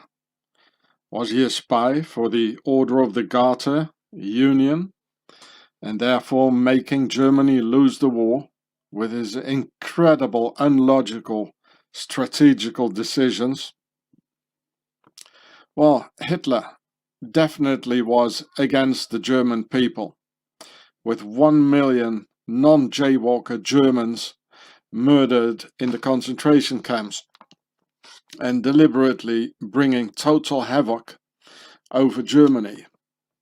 In fact, Hitler and his Nazis were all Freemasons, giving Freemason hand signs all over, with their square and compass swastika, the SS for the goddess Isis, and Skull and Bones Totenkopfverbände. And when I found this in a video, Hitler doing the same as all the Freemason hand sign as all the other politicians, I made a video about it about 10 years ago. And I had many more other Nazis like Göring doing the hidden hand, but FuckTube took it off because, well, apparently Google are friends with the Nazis. They also deleted my film, they censored my videos like Auschwitz made in Switzerland and Switzerland financed the Shoah. So Google are definitely friends with the Nazis, eh? And in the end, Hitler betrayed the German monarchists after they had helped him into power. I mean, look at what happened. After 2 world wars, there were no more real monarchies. World War I ended the German monarchy in 1918, the Turkish monarchy of the Caliphate in 1923, and the rest of the monarchies. And after World War II, it was the end of the Japanese monarchy, forced to become a member of the Order of the Garter and accept its union. And many more monarchies disappeared after World War II. Then, after the war, the Order of the Garter just created a whole bunch of constitutional union kings out of nowhere. As in Spain in 1978, after half a century without any Spanish king at all, or in Iran in 1941, as can be seen here, even before the end of World War II, creating the Shah Mohammed Reza with an octagon star of the Order of the Garter, probably, or like in Saudi Arabia, creating the king in 1932, all puppets of the British royals, as Gaddafi had put it. Of course, in reality, all these created Union kings are all puppets of the Order of the Garter, a worldwide phenomenon.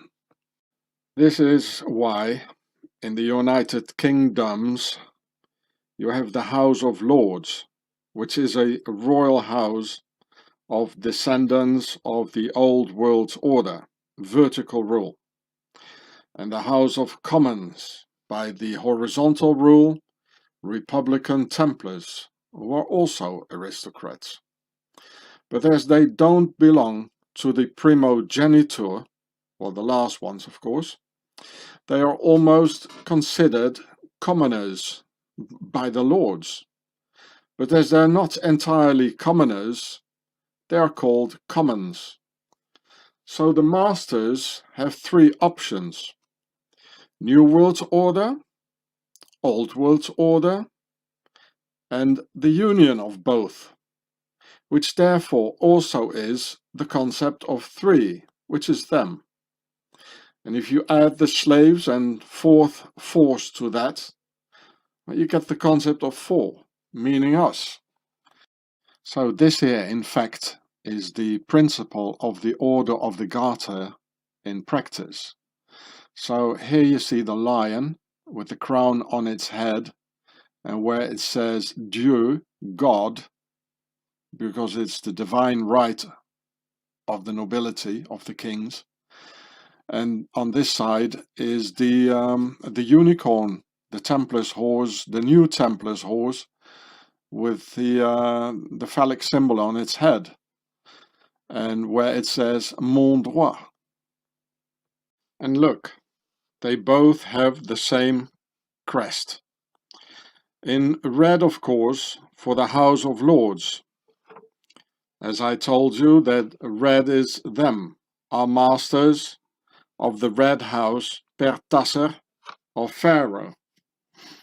And still white in it, being the gate, behind which the monarchists are trapped by the Knights Templars in white. When they show it the other way around, with a red Old World Order gate holding the white Templars in, that has to do with their internal war, which you can see here. You see, here's the other way around. Here it has a red gate and a white underground. And the crest has loads of squares and circles for square and compass. You see, there are a lot of squares in it here. And here's also here, and here's the circle, and here also a lot of circles. So it definitely says square and compass. Here you can see the House of Commons of the United Kingdoms. And here is the logo with a green gate. And here it has a yellow gate on green. And it all has a meaning. But usually this should be a white gate, and this yellow should be white as well. You can see that. Here's green on white, but it should be white on green. The same one here should be the other way around, which I will show you now. The House of Commons has the same white New World Order Templar prison gate to keep those in as low as the grass, also considered as criminals. And that's why the Auschwitz death logo for the inverted pyramid of death was green for the criminals. Thus, for all the vaccinated Israelis today, where the jaywalkers in Israel need to wear the Green Pass badge for those who have Pharaoh's poison in their veins. Because green in Auschwitz was the color for the professional criminals. And the people are being seen by Pharaoh as low-grass criminals by our masters, and part of the satanic inverse speech, as in fact our pharaonic masters are the real criminals, and not we the people. Now the United Kingdoms have a new parliament logo in blue for their war against us. Pharaoh's blue war crown. It seems that the new parliament logo in blue for the new war against their slaves got inaugurated in 2019, right in time for their new global bug war against their slaves. So here you can see that again, the Parliament of the United Kingdom, and this is their new logo here.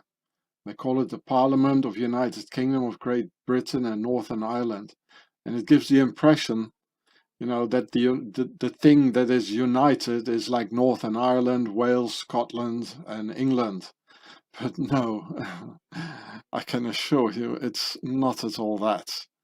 It's the union of the old world order and the new world order. They don't care at all about us or about Northern Ireland or Scotland, you know. They only put them in it, you know. So here you can see it, a lot of squares, a lot of circles for the square and compass. And they changed this here. Before they were circles, and now they put like, you know, like this in it. And of course the Templars cross, and then the fleur de lis, another Templars cross, you know, for the United Kingdoms. And the new logo of the UK Parliament of our masters, these masters, they call it the portcullis, a French word by the nobility, of course, meaning a medieval fall gate to keep the people out, or to keep us in, maybe, like locked inside, or the current return of the new concentration camps to force Pharaoh's poison into your veins. Here it says portcullis, from the old French portcullis. Well, I never heard the name. I never heard the word. And you can see it. It's the same as the UK Parliament. You know, it looks like a guillotine. A guillotine. You know, if you're not quick enough, it chops your head off. It's the same with the traffic lights. Red, for the old world order, means stop. We, the nobility of the Red House per Tasser, order you. And for us Pharaoh's slaves, the concept of four, square, and base of the pyramid, where the green grass used to grow. And when the light turns green, okay, you slaves, you're set free.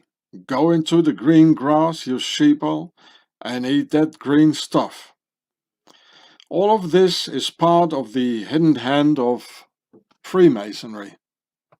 Pharaoh's internal war between the Old World Order, New World Order, and the Union World Order, leading to 2 world wars with millions dead, in which also my grandfather died in 1942, being an officer in the British Naval Intelligence, and now me setting things straight for the tragic loss of Grandpa dying for nothing.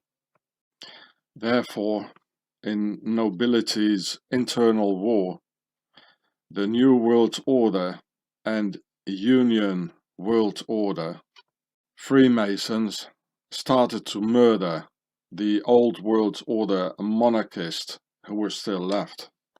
Like Empress Sissi, just before World War I, murdered in Swaziland.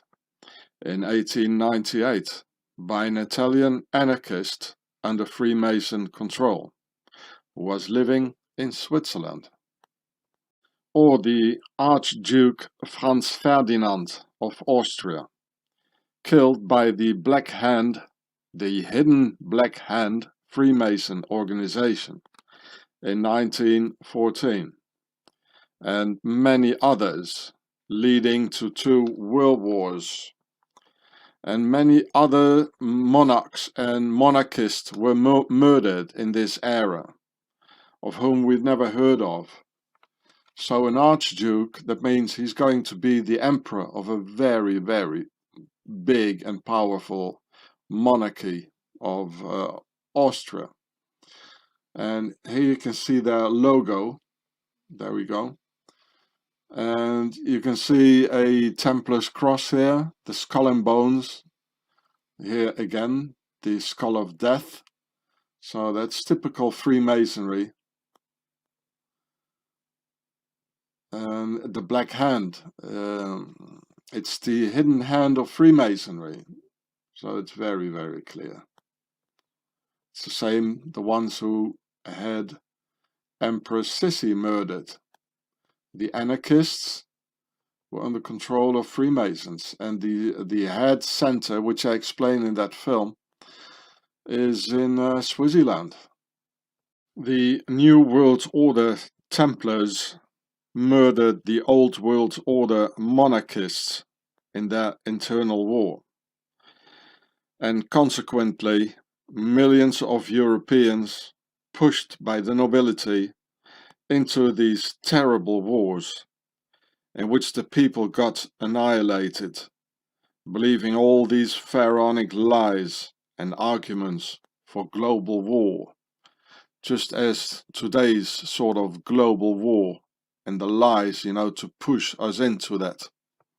The internal nobility war was also the reason for the Nazi deputy Führer Rudolf Hess to fly to Scotland in 1941 to see the Duke of Hamilton in order to warn the British nobility against Hitler's coming betrayal against the monarchists. As Hitler was a New World Order Freemason and Swiss Nazi Templar agent, lying to everyone, deliberately betraying the German people and the German monarchists. Hess was born in Egypt, land of Pharaoh, and he had hoped to find real monarchic aristocracy in England in his mission for the German monarchy in order to unite English and German monarchists. Only problem, in the United Kingdoms there are no more real monarchists, as they all belong to the Unionists of the Order of the Garter. The Union of the New World Order horizontally and the Old World Order vertically. And all of this is part of Pharaoh's internal war with Pharaoh's nobility leading us all to the slaughterhouse in 2 world wars, with their dumb slaves, the sheeple, believing every lie the masters chew out for them through the king's media liars. This is Wikipedia about Rudolf Hess. Well, he doesn't look very German, he looks very Turkish. Well, that was born, that was, because he was born in the Ottoman Caliphate, the Ottoman Empire. Here, look. Hess was born in Alexandria in Egypt. Here, in Egypt.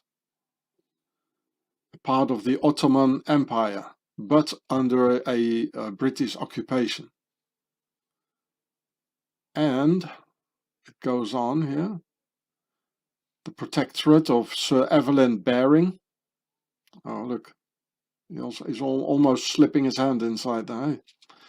and he went and studied in Neuchâtel in Switzerland. There, next to where Ian Fleming was in Lausanne. They all knew each other, people. And so Hess youth in Egypt, you know, he had a lifelong contempt for non-white peoples, together with a strong admiration for the British Empire. You know, that's why he did the flight, and hoping to find some British monarchists. So Rudolf Hess thought he had to do with the British monarchists when he flew to Scotland, through contacting the Duke of Hamilton, not knowing that there are no more real monarchists in England, who therefore all belong to the Order of the Garter, the union of monarchists and Templars of the United World Order. The whole thing is interesting to read. It's also about his flight. Well, you can look at it yourself. And that was Hesse's fatal mistake. Hitler, of course, was fully aware of the United World Order and the union of New World Order Templar Republicans and Old World Order monarchists, as he got fully initiated in Swaziland in 1923 at the Freemason Lodge of Zurich during his visit to Swaziland. So here you see the Duke of Hamilton, and you can read the well, I mean, they all knew about why Hess actually, why he flew to Scotland and to see Hamilton. They all knew it, but of course they're not going to tell their slaves. Yeah, the Second World War, the Hess affair, very interesting, but well, they're not going to tell you what it was really about. I mean, they all knew it. I mean, if I know this all, I mean, you know that they knew it all, right? Yeah, look, there it is. So that's the big mistake Hess made, eh? Look, scroll it all down. Here, he was a member of the House of Commons. I just showed you that before. There they are. As you can see here, this guy is an aristocrat, a duke. So the House of Commons, they are pharaohs and aristocrats themselves. You all see the green cloth on the table, you know, and the green floor, because that's us, you know, the grass down at the pyramid, right? And here it is. He was appointed to the Order of the Thistle, and the Order of the Thistle, that's the Scottish equivalent of the Order of the Garter. Yeah, look, if I'm gonna punch on it, it doesn't say here yet. Look, there we go. And their motto is "Nemo me impune lacessit." That means no one provokes me with impunity. Hey, Mr. Rudolf Hess. Oh, that's what happened to you, eh? Look, I'll show it to you. It's all the same thing, and Hess he was not aware of this. Oh, here it is. It's the equivalent in England. It's equivalent in England, the most noble order of the Garter. There you go. And they all belong to it. So this is the third party, and Hess, he wasn't aware of this. He only thought there was the Templar New World Order and the Old World Order monarchists. He didn't understand this. So this is very interesting. Well, you can all read it yourself. And here is your thistle, like the Order of the Thistle, which is like the Scottish Order of the Garter, to which the Duke of Hamilton belonged to. And this thistle here, the Knights Templars, they call it Cardabel. And probably because it looks like the sun, Amun-Ra. Yeah, you see it's a thistle. And it grows in the south of France. So the Order of the Thistle has nothing to do with Scotland or England. as has nothing of our rulers have to do anything with Europe. I mean, they're not from here. And this was in the Templars town of La Couvertoirade, which I filmed for you in this video. So you can see it here at 43 minutes, but you should watch the whole film. It's more than 1 hour. And you were lucky it was not on my old channel Gure, because then it would have been gone. And here's the title, and it's on my channel here, like today. I'm using today. So this is the origins of the Order of the Thistle. Okay?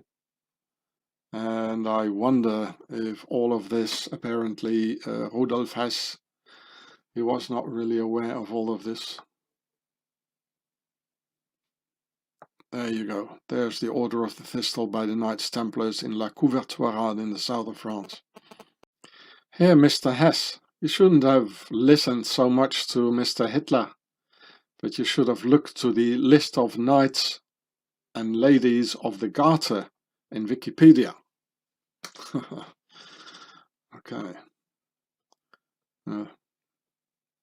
Look at yourself, read all the names. Maybe you recognize your neighbor. Well, this is a long time ago, so let's, scroll forwards because it's going to take ages. This is the time of the Knights Templars here, and when it was all their coat of arms,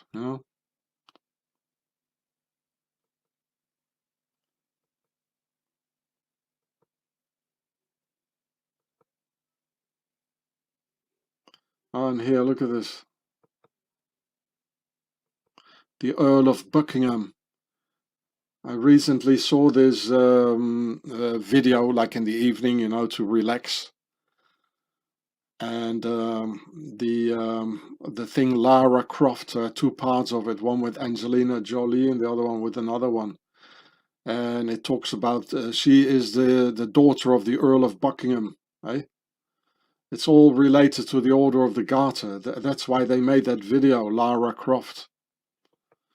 So, well, let's not do it too quick then, because it's interesting. Devereux.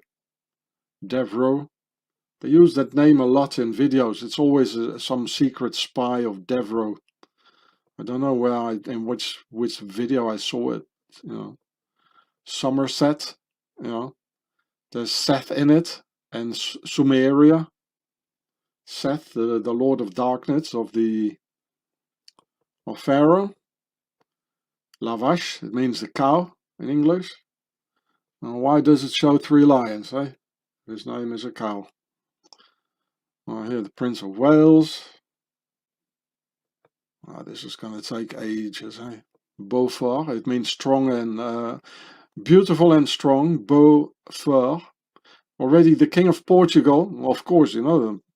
I mean, the Templar fleet went to Portugal, like Templar castles of I forgot the name. Already in 1400, and the Templars were just burned, and persecuted in France not only 100 years ago. And he's already on the King of Portugal in the Order of the Garter. There's also a list of the Order of the Thistle, but I mean, I'll let you look at it yourself. Eh?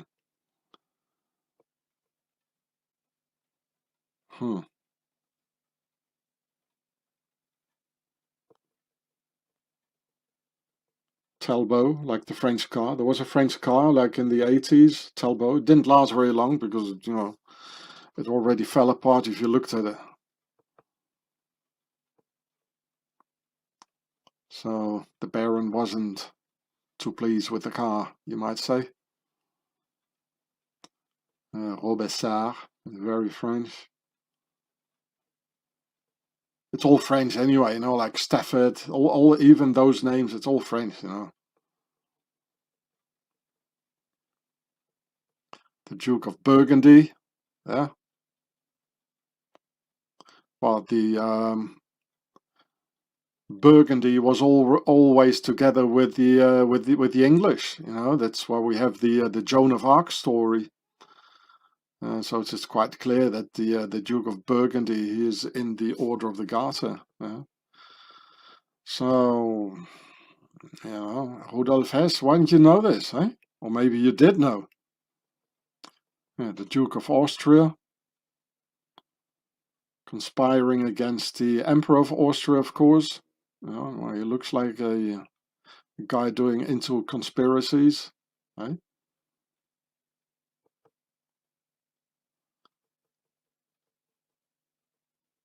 Avranches in France, with a Spanish name. Brunswick, that's in Germany. Sounds English, but they're also in England. Bourchier, French. Frederick III, yeah, well. And the great King Frederick the Great, he was an example of Mr. Hitler. He took his painting everywhere. But that's the Frederick coming after that one here. It was a bit later. Jasper Tudor. Bonneville, very French. It's all very French. Plantagenet, it's all French. This is out of this house is the king to which all American presidents are related to, as Brigitte d'Avignon showed us. Right? Merci beaucoup, chère princesse. Baron Herbert, Earl of Douglas. Well, it's the Duke of Douglas Hamilton, eh? The Duke of Burgundy, Wiltshire, Maltravers. Travers, it meaning passing through, and mal, it means no good. So it was not good passing through. Probably not good passing through France for them. The Duke of Urbino, Northumberland, Dorset, Seth again, you know, Seth. The Aragon and Castile, you know, the King Ferdinand. The Duke of Modena in Italy. You know, it's a worldwide conspiracy against the nobility. You know. And it all started right after the French nobility, the real French king. He decimated the Templars, but only by, you know, like 325 who got arrested, and tens of thousands they made it to Switzerland. And the Earl of Oxford, and then it took a couple of years and they were in England, you know, like founding the Order of the Garter. Baron Strange. Oh, here, how strange you are, I'd say. Prince of Wales, Devon, Calabria. Oh, look, the King of Denmark, Sweden, and Norway. This is Mr. Trump's ancestry. I showed you that in the film. It's all. So Trump is very 100% sure he's in the Order of the Garter. Didn't you see the, you know, the garter around his leg, you know? Well, this is what his wife probably saw, and that's why at a certain moment they were having internal problems with each other. So, hello, darling. What is that on your upper thigh? Because she's a foreigner, eh? From what is it? Czechoslovakia. Stafford, King of Portugal. You know, the nobility had no chance at all. The Medici, oh. The Archduke of Austria, Ferdinand, not to be conferred with the Viscount, with the one who got killed in 1914. Oh, here, the King of France. How is that possible? Of course, that's afterwards. You know. Afterwards, it was, you know, the Templars. They were in it. The King of Scotland, Or sometimes they had to pretend to be part of the Order of the Garter to prevent a war, build up your army in the meantime, and then strike back, and then throw the Garter in the garbage can for a while. Right?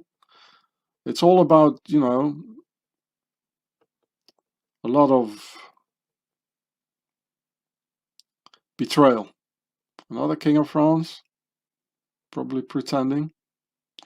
But I mean, the real king of France, the real king fighting all this, that was Philip the Fair. Well, it's an endless list. I could make just one video. Warwick, wicked and war. Yeah, wars are wicked. Eh? Bedford, for like from for, meaning strong in English. And the guy is strong in bed. Eh? How many sons did he have? Worcester, Hereford. I know that name. Oh, there's another story. Another king of Denmark and Norway. Hey, Mr. Trump. Well, you know that.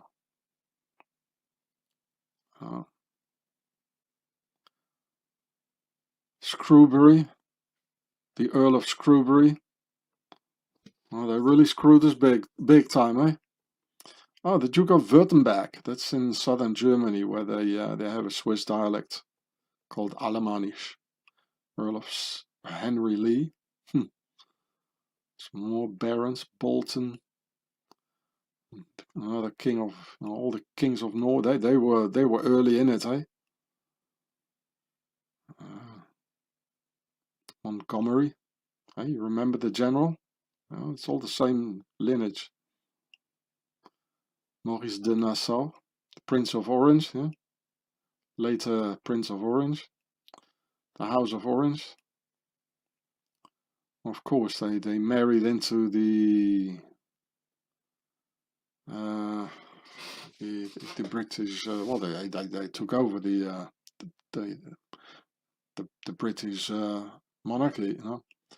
Yeah, the Viscount of Villiers, like the French politician Philippe de Villiers. Oh, here we are. James Hamilton, Marquess of Hamilton, already. So he has an ancestor in the Order of the Garter. Yeah. Hey, Mr. Rudolf Hess. Centuries ago, the family of Hamilton, they were in the Order of the Garter. Hey, better should have flown somewhere else. Maybe America. Hey. King of Sweden, Prince of Orange. So here it says, you know, the Order of the Garter around it every time. Oh, this is endless. What's this? Elector Palatine? What the Palatines, eh? That's again. Morton, mort, it means death in French. Of the Rhine, Rupert, the Prince of the Rhine, Orange, again. House of Orange. Buckingham, Lara Croft is there again.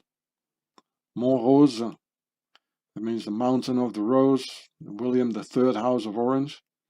Oh yeah, I think that guy, he married into the house of the German SS prince. Comte de Granville, Oxford, Denmark, Sweden, Saxony, Lauderdale, Bedford, Mulgrave, Richmond. It's from Riche Emont, a rich mountain, you know, had a castle on the mountain, very rich.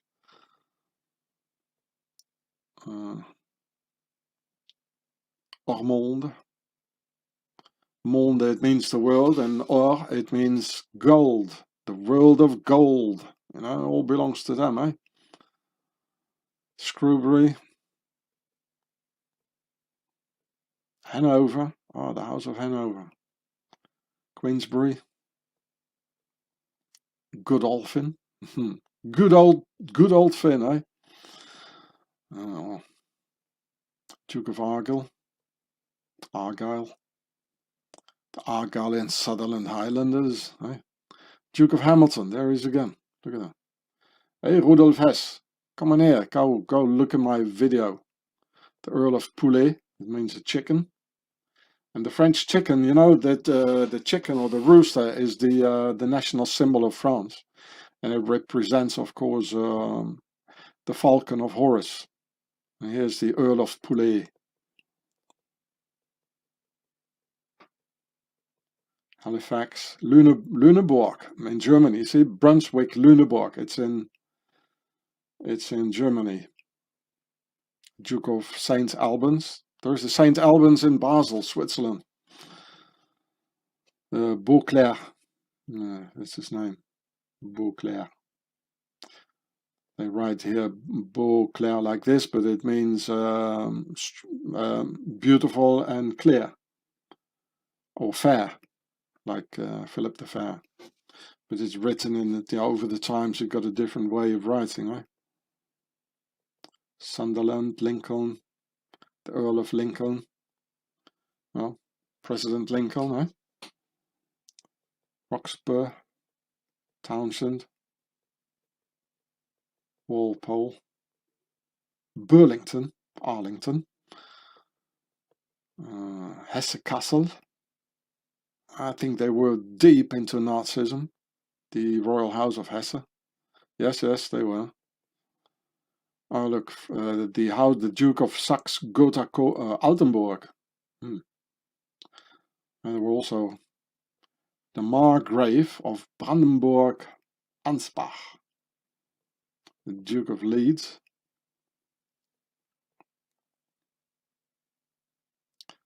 Cardigan, Devonshire,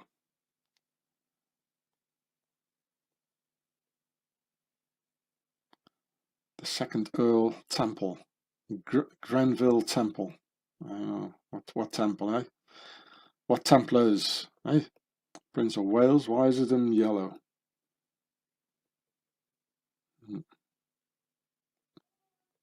Oh, this is taking ages, eh? Sorry for this, people, but it is important. Are there old Germans here? He became, the German princes. They became the Duke of Cambridge. Later, the Duke of Sussex, Prince Augustus Frederick. All these Germans, they became Duke of Kent and Duke of Cumberland. Oh man, Hesse Castle again. The Marquess of Buckingham, Lara Croft.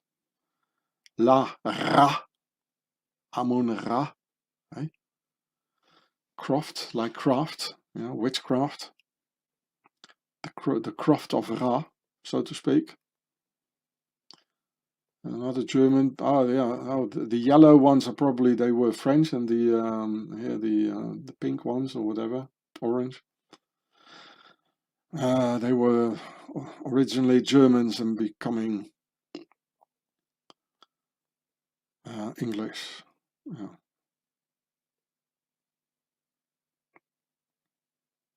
Lonsdale, like the Nazi t-shirts. Well, it's all by them, eh? The Nazis are the Nazi Templars, so the house, the royal, the Order of the Garter, it's the union with the Templars, so that's why Lonsdale, eh? It all belongs to our masters, and they just, they try people to fight each other, the Lonsdale t-shirt guys against the other ones, and so another color it's another nation here. King of France, the Emperor of Russia, Nicholas I. Well, of course, because how was that again? Yeah, he was he's related to King Victoria. Nicholas II, he was the grandson of Queen Victoria. So he was married with a daughter of Queen Victoria, probably. Saxe-Meiningen, King of Württemberg.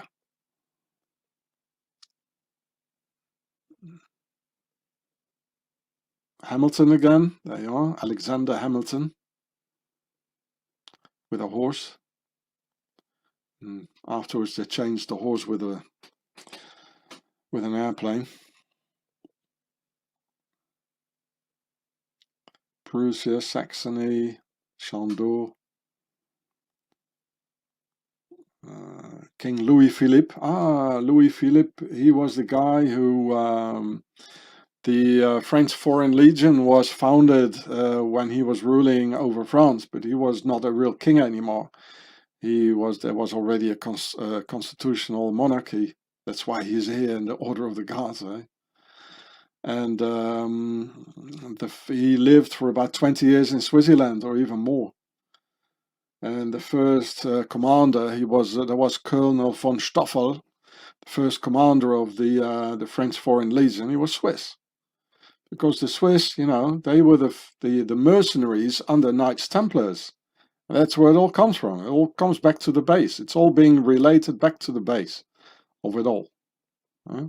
Fitzwilliam, Londonderry, The Irish, you think you rule over your own, you just lose your energy over Protestantism against Catholics, against the Catholics, just a loss of energy. Look, even the Turk, the Ottoman Empire, he's in the Order of the Garter. So all your Muslims, you're all being betrayed. This was the Caliphate. So the Emirate now in Afghanistan, be aware. Don't call yourself an emirate, because it's from an emir. It's from these sort of guys, and they're all in the Order of the Garter. They're all Templars and Pharaohs. And this was a caliphate, Abdul Majid #1 in the Order of the Garter. Hey, you Turks listening to me, look at this. Hey, don't look down now and stop talking about jaywalkers all the time. It's just a waste of time. It's not a jaywalker, your caliph, It's the shaitan, King of Portugal, Wales, Harrowby, Newcastle, Prussia.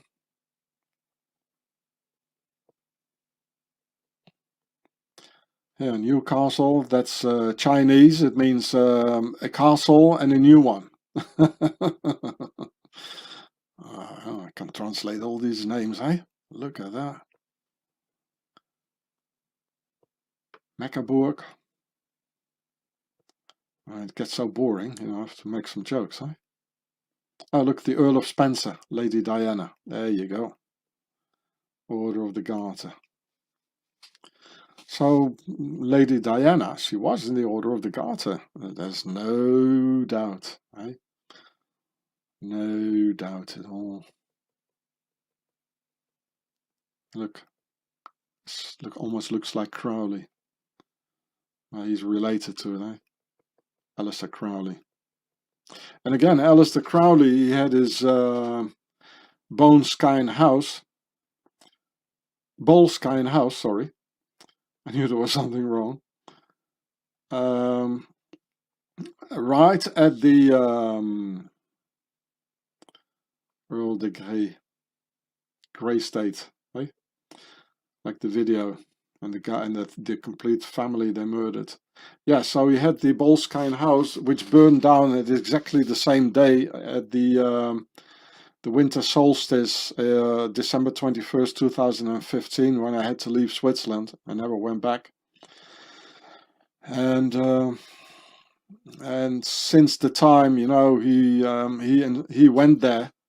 He had his villa, the Boleskine house, at the lake of Loch Ness.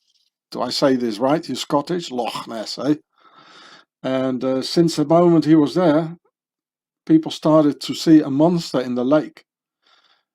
Because apparently there is a tunnel and a gate to hell in that house, and which burned down at the same day when I left Switzerland. And even the fire department, they couldn't extinguish the fire. King of England, Prussia, of Greece. See, Hellenes. It's Hellas. It means Greece.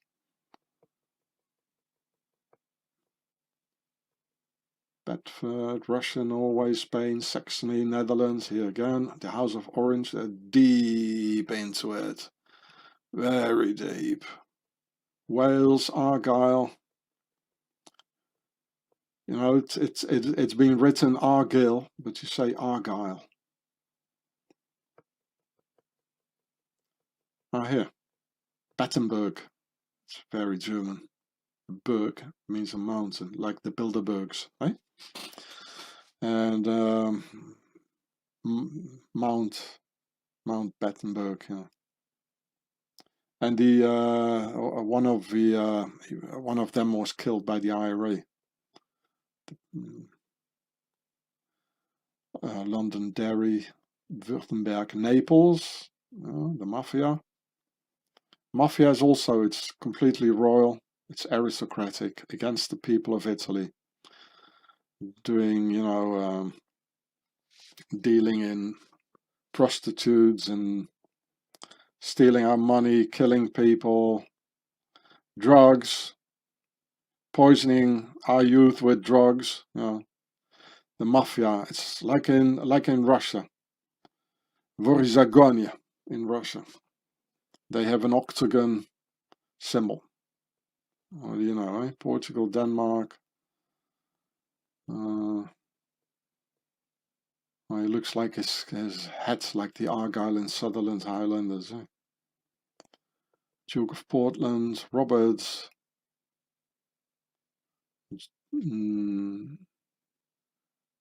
Frederick. I guess this is Frederick the Great, eh? This one. Germany. I knew he was a Freemason, Frederick the Great. Napoleon, that's why Napoleon went to visit him as well. I showed you once that video with the German coin with a swastika on it. Somebody stole it off me. Maybe the Swiss police. It's not there anymore. Spain, Russia, Austria, Aosta in Italy, Portugal. Oh look, Persia. Order of the Garter. That's why they just installed, you know, the British Empire. They just installed Shah Reza in Iran, and the Iranians didn't like it very much. They said, "Go away, go back to England. Hey, fuck off." And that's what happened. They saw it right, you know. But again, the same ones ruling still over Iran again, you know. Just put on another jacket, like an Islamic jacket, like, you know, but they are the same ones. Emperor of Japan, Sweden, Württemberg, Baden, the Duke of Richmond, the Rich Mountain, Norway, they're all into it. Portugal, Queen Mary, Earl of Minto, what's that? The Governor General of Canada, you know. That's all what they became, you know. All these dukes ruling over Canada. And Japan, the Emperor of Japan, Earl of Spencer again, Charles Spencer. Was that probably the grandfather of Lady Di? Earl de Beauchamp, the King of the Belgians, Kitchener. Oh, there he is, the butcher of 28,000 defenseless white Christian children in British-made concentration camps. The butcher Kitchener, Lord Kitchener, with Lord Winston Churchill, his pal, another butcher and a liar. We're all liars. They're terribly good at lying. Oh, Arthur Balfour, the Balfour Declaration, King of Romania, also Oxford and Asquith, Lonsdale again, Skinheads again, King of the Belgians, Yarborough, Clarendon, and Georges Villiers. Oh, he became the Governor General of South Africa. That's why I heard the name somewhere. That's also how South Africa got betrayed, eh? It's all there, you know, by secret lodges like Order of the Garter, and sneaking the royalists taking over South Africa, you know, just sneaking in there. Yeah. Another one in his First World War uniform, sending the people in to die. Well, he didn't die, you know, he lived until 1937. Or what is it? 1944. They don't die, they never die. Yugoslavia, look, the Prince of Yugoslavia, Romania, Greece, Zetland, where is that? Oh, there she is, Wilhelmina, the Queen of the Netherlands, and she was born into that house of the SS Prince. Oh, the name slipped away, I'm sorry. Waldeck-Pyrmont, the house of Waldeck-Pyrmont. And her mother was a Waldeck-Pyrmont, a princess of Waldeck-Pyrmont. Remember? Oh, there he is, Mountbatten. Yeah, he got killed by the IRA, or a descendant of him, Hungerford. Montgomery. Oh, look at that, General Montgomery. He's the first Viscount. Another aristocrat. Well, of course he is. Didn't you know? Like in France at the same time, there was a General Leclerc d'Haute Cloque. They all are aristocrats. Maybe that's why Patton didn't like him. He was talking like this. Oh, hello, General Patton. Do you like a tea? Well, get lost, mate. No, I don't drink tea. Give me a coffee. The Queen, Philip, you know, all Order of the Garter. Well, you knew that. Scarborough, Fortescue, Denmark. Oh, there he is, the other butcher, Winston Churchill. Sir, son of a duke of the Palace of Blenheim. He was born in a castle. It doesn't say he's from a duke, eh? Because he was the prime minister, or was he? So, you know, they have to hide it a little bit. Oh, the Emperor of Ethiopia. Oh, even him. Sir Anthony Eden. Later he became the Earl of Avon. King of Sweden. Rupert Guinness. Ah, the Queen Juliana, also, and of the House of Waldeck. Charles, of course. King of Norway. Belgians, Greece. Another Templar, Gerald Templar. Like the TV series, the Saint, you know, Simon Templar. That's why they call it Simon Templar.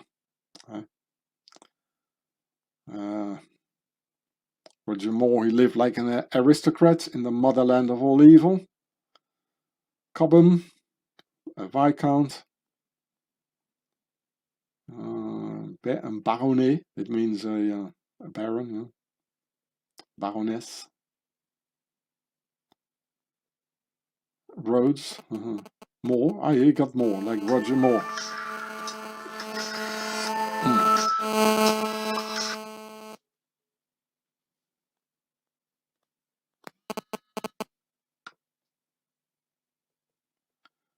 Sorry about that.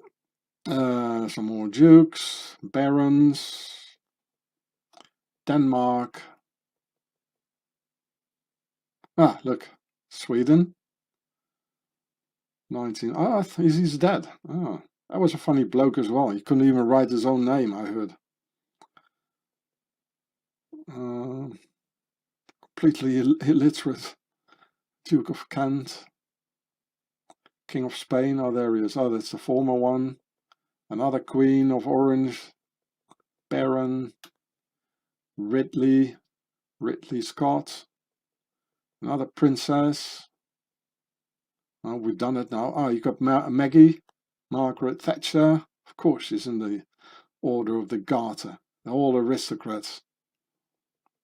You don't become the Prime Minister of England if you're not in the Order of the Garter. It's as simple as that, eh? the Emperor of Japan, another baron. I should read this as well, but that will take too long, eh? Norway, Ogilvy, more barons. Yeah, look at the Harry Potter parties, yeah. Duke of York and West Wales, Wessex, Maltravers. The defense, I should have, you know, former director of MI5, a baroness. Too bad I haven't looked at the right signs. I'm sorry about that. You can look at it again yourself and make a video about it. Lord Lieutenant, a Lord Lieutenant of Greater London, and the Lord Mayor of London, Sir David Brewer. King of Spain. There he is, in his Tsar, the Tsar, Zarzuela Castle. A Lord Lieutenant of Hampshire. What is that? Lady. It doesn't look like a lady very much. It looks a bit like that English comedian. You got King of the Netherlands, Order of the Garter, Mary Peters, the Lord Lieutenant of Belfast, and Gascoigne. Here all the coat of arms, the Templars crosses in it, the ships of the Knights Templars, the checkerboards of the Freemasons, another Templars cross here. More, this is like the like they have in the Order of the and here too. I forgot the name of it. The to close the gate, you know, which in the House of Commons and the House of Lords. The crescent moon of the Muslims, because they were all together. Yeah, Nazi stuff here. Crescent moon. The Grail, our blood is here. The Olympic Games.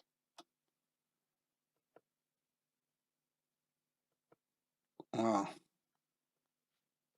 Remember what I filmed for you here on the Royal Astrid Hotel, behind the King's summer residence in Belgium, by the Belgian Royal House of Gotha-Coburg, openly advertising their program of the future of the human race to all the noble guests in that aristocratic hotel, Queen Astrid, another monarch murdered by the Masons just before World War II, also in Swaziland, as usual, where she got accidented, just like Lady Spencer. The total reset by Pharaoh, openly presented to their per a big house community, says in English, so not even in Flemish or in French, in English, how it will be illegal to possess land for us, the slaves, and how our cities will get entirely destroyed together with our memories of who we once were and where we came from. I quote from the royal text, "It will be illegal to own the land, and our cities will be folded back into the sand." You can read with me here. "And they will not even remember how we once held the world in our hands, and how we crushed it like a bird in our hands." They will crush the bird which stands for our freedom and liberty, and make total AI, artificial intelligence, transhumanist robot zombie slaves out of us, who will remember nothing. That's why there is no more head here in their agenda, what I filmed for you. And they're gonna make a reset memory and erase erase our memory by the help of this poison in our veins. So I made this video for you and put some music in it. Tragic music, because it is tragic. I made it in 2018. Fight now or perish all. And in this video I show one more time that terrible text, which is the truth. They are gonna do it. They're already doing it now. What's going on now. And I already filmed that in 2018. So I quote one more time from the royal text. It will be illegal to own the land, and our cities will be folded back into the sand, and they will not even remember how we once held the world in our hands, and how we crushed it like a bird in our hands. So you better bury into the earth the books and the CDs with my videos and from others into the ground now, and make caches for our children to find in the world after the reset. There was a comment under my Order of the Garter film that said, if you hear those British noblemen talk, it seems like they're drunk, the awkward way they pronounce words. To which I'd like to add, I saw the woman drunk with the blood of the saints and with the blood of the martyrs. Yes, Pharaoh's nobility are drunk with our blood due to their endless crimes against humanity. Let's storm the castle. Let's storm the castle. Let's storm the castle.